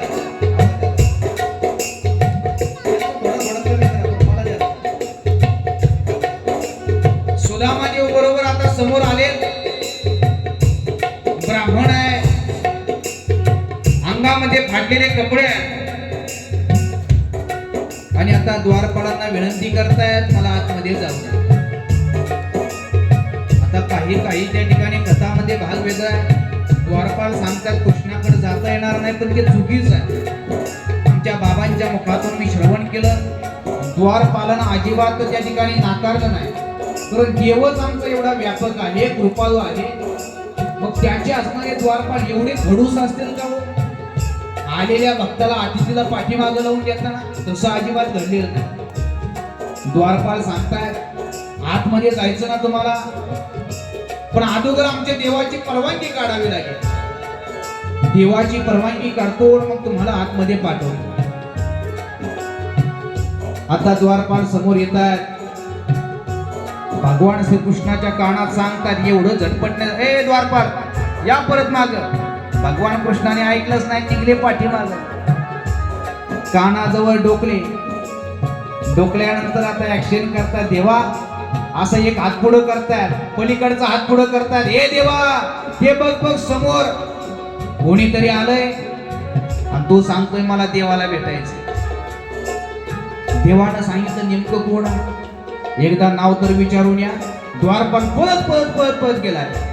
भगवान श्रीकृष्ण आता फक्त उभा राहिले आणि डोकावून पाहतात. उंच टाचा केलाय भगवंतानं, नेमकं कोण असेल?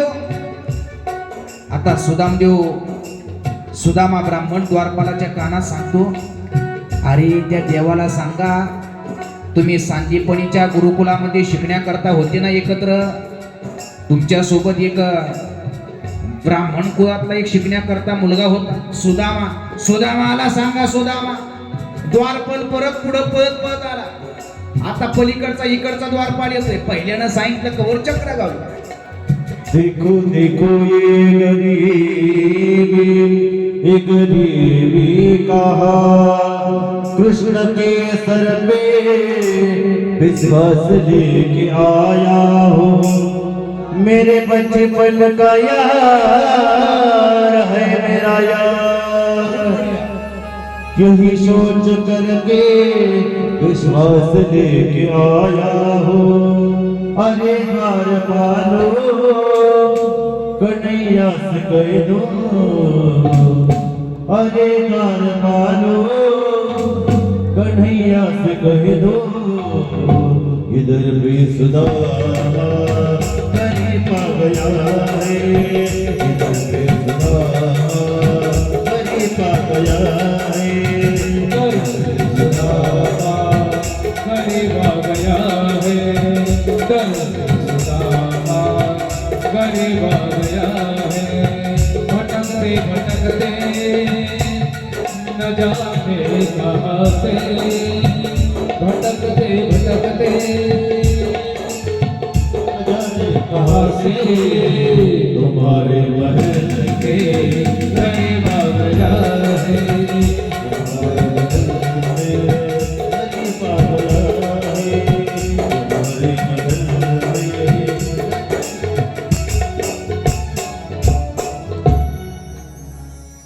सुदामदेव आता द्वारपालाजवळ उभा राहिले आणि उभा राहिल्यानंतर आता मनामध्ये विचार करतात किती वेळचा उभा राहिलो. द्वारपालही आतमध्ये जाऊ देत नाही. कथाकाराला खुणवतो येऊ तो तर म्हणतोय थांब अजून किती वेळ थांबू. द्वारपालानं कृष्णाच्या कानात सांगितलं, कृष्णा तुमचा तो सुदामा नावाचा मित्र आहे.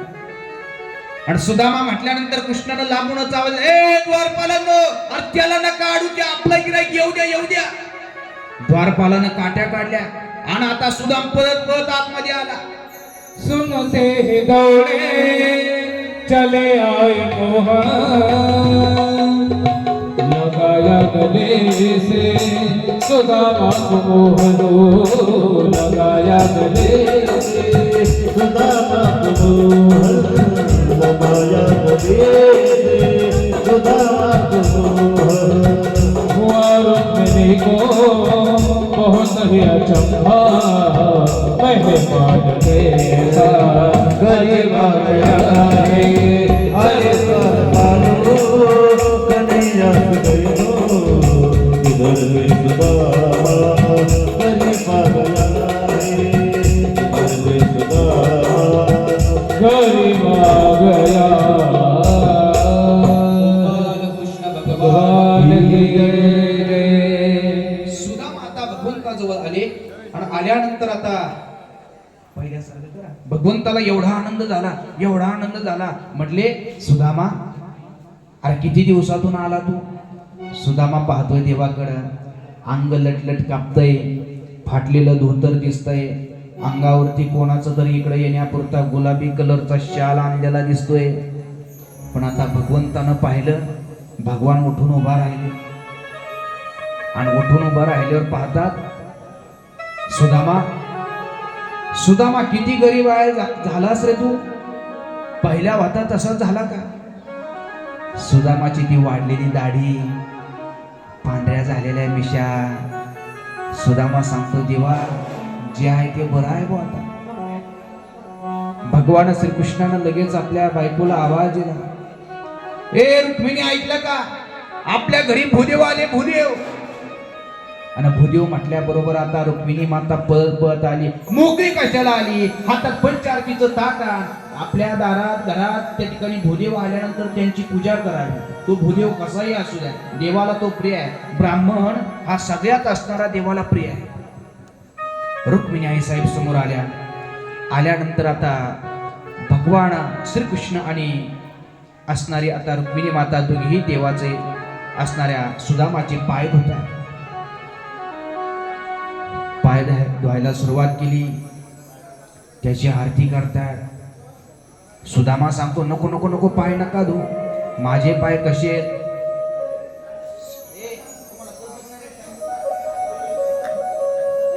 देवा माझे पाय कसे आहेत आणि तो खुशाल पाय धुतो का माझे. रुक्मिणी आई साहेब आता पुढं झाल्या, सुदामाला त्या ठिकाणी गंध लावतायत. गंध लावल्यानंतर आता अक्षदा लावतायत. त्याच्या समोर आता पंचारतीचं ताट फिरवतायत.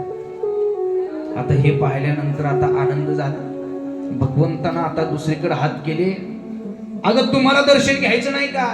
आपल्या दारात, आपल्या घरात, आपल्या या द्वारका नगरीमध्ये आज सुदामदेव आले, ब्राह्मण आले. आता ब्राह्मण देवाला प्रश्न करतो का रे देवा, तुझ्या एका बायकोनं पाय धुतले, एका बायकोनं दर्शन घेतलं, या बाकीच्या कोण दिसत आहेत. मग अशी जसं नारदाला सांगितलं ना, तसंच देवानं आता सुदाम देवाला सुद्धा हेच उत्तर दिलं. म्हटले 16,108 दिसत आहेत ना, ही आपलीच प्रॉपर्टी आहे, ही आपल्या मालमत्तेची जागा आहे. म्हटले त्या सगळ्या 16,108 स्त्री आहेत. मग 16,108 म्हटल्यानंतर प्रत्येक स्त्री त्या ठिकाणी समोर येत होती आणि आल्यानंतर भगवान असणाऱ्या श्रीकृष्णासमोर उभा राहायची. आणि आता ब्राह्मण समाजातला असणारा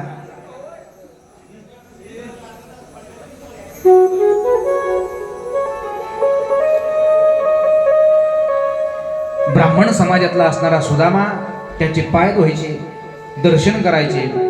सुदामदेव सगळ्याला त्या ठिकाणी आशीर्वाद देतात. वरती हात करतात, बायको दर्शन घेऊन गेली का खाली हात करतात. असं पाहता पाहता 2,000 बायकांना दर्शन घेतलं. म्हटले देवा अजून किती घे. देव म्हटले 16,108 आहे. मग आता त्यावेळेस सुदामदेव सांगतात, आता माझा हात वरती करू करू आशीर्वाद देऊ देऊ माझं तोंड दुखायला लागलं. एक काम करा देवा, सगळ्यात तुमच्या बायकांना माझं दर्शन प्राप्त होईल. मग त्यांना दर्शन घ्यायची गरज नाही, तुम्ही एकटे सिंहासनावरून उठा, तुम्ही एकटे माझं दर्शन घ्या. भगवान श्रीकृष्ण उठतायत. भगवान श्रीकृष्ण आता त्यांच्या लक्षात येत नाही, दर्शन घेतायत ब्राह्मणाचं. आणि सगळ्या त्या ठिकाणी असणाऱ्या त्यांच्या 16,108 पत्न्यांना सुदामदेव ब्राह्मणाचं दर्शन घडतंय. नंतर त्या ठिकाणी आता खुर्चीवरती बसलेत. बसल्यानंतर चहा पोहे नाश्ता, सगळा नाश्ता वगैरे सुंदर झाला. आणि सुंदर झाल्यानंतर सुदामा ब्राह्मण तिंदाच आपण जी पोहेची पिशवी आणली ना, ती पिशवी चापायचा. पण कशी काढू. आता ही पोहेची पिशवी आपण काढावी, कृष्णाला खाण्याकरता द्यावी. तर जुने म्हातारे माणसं म्हणायचे, हे आपण पोहे काढावे म्हणजे आता ही भर पावसात मोठ धरल्यासारखं आहे.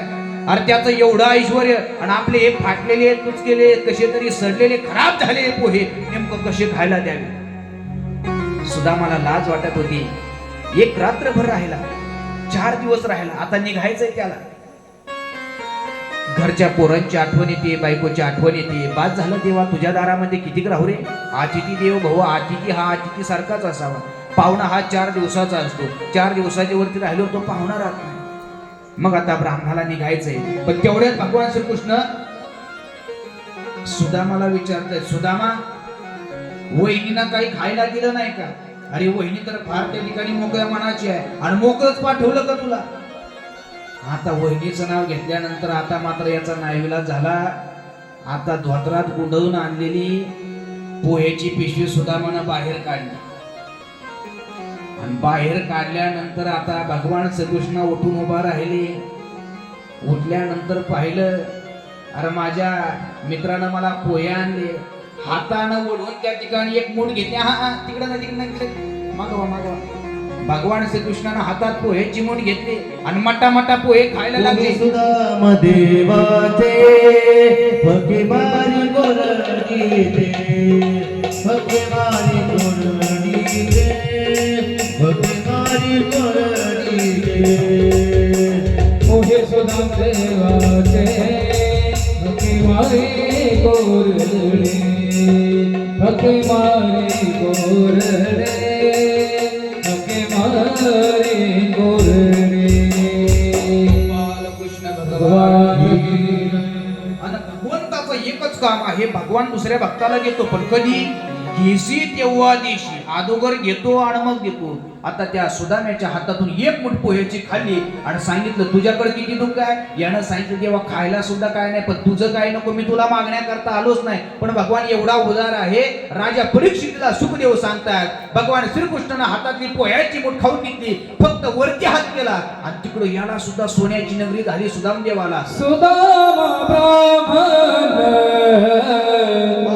दुःखीदार रे पीडिला.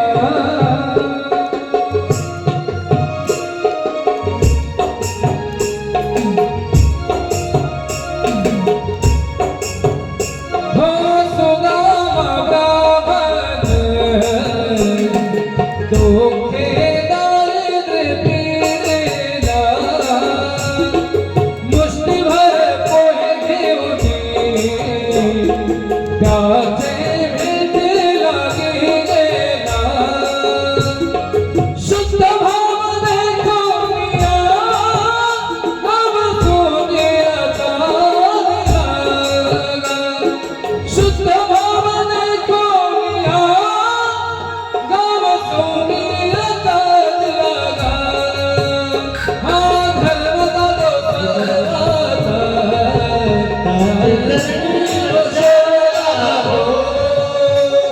विठोबाचा धर्मदा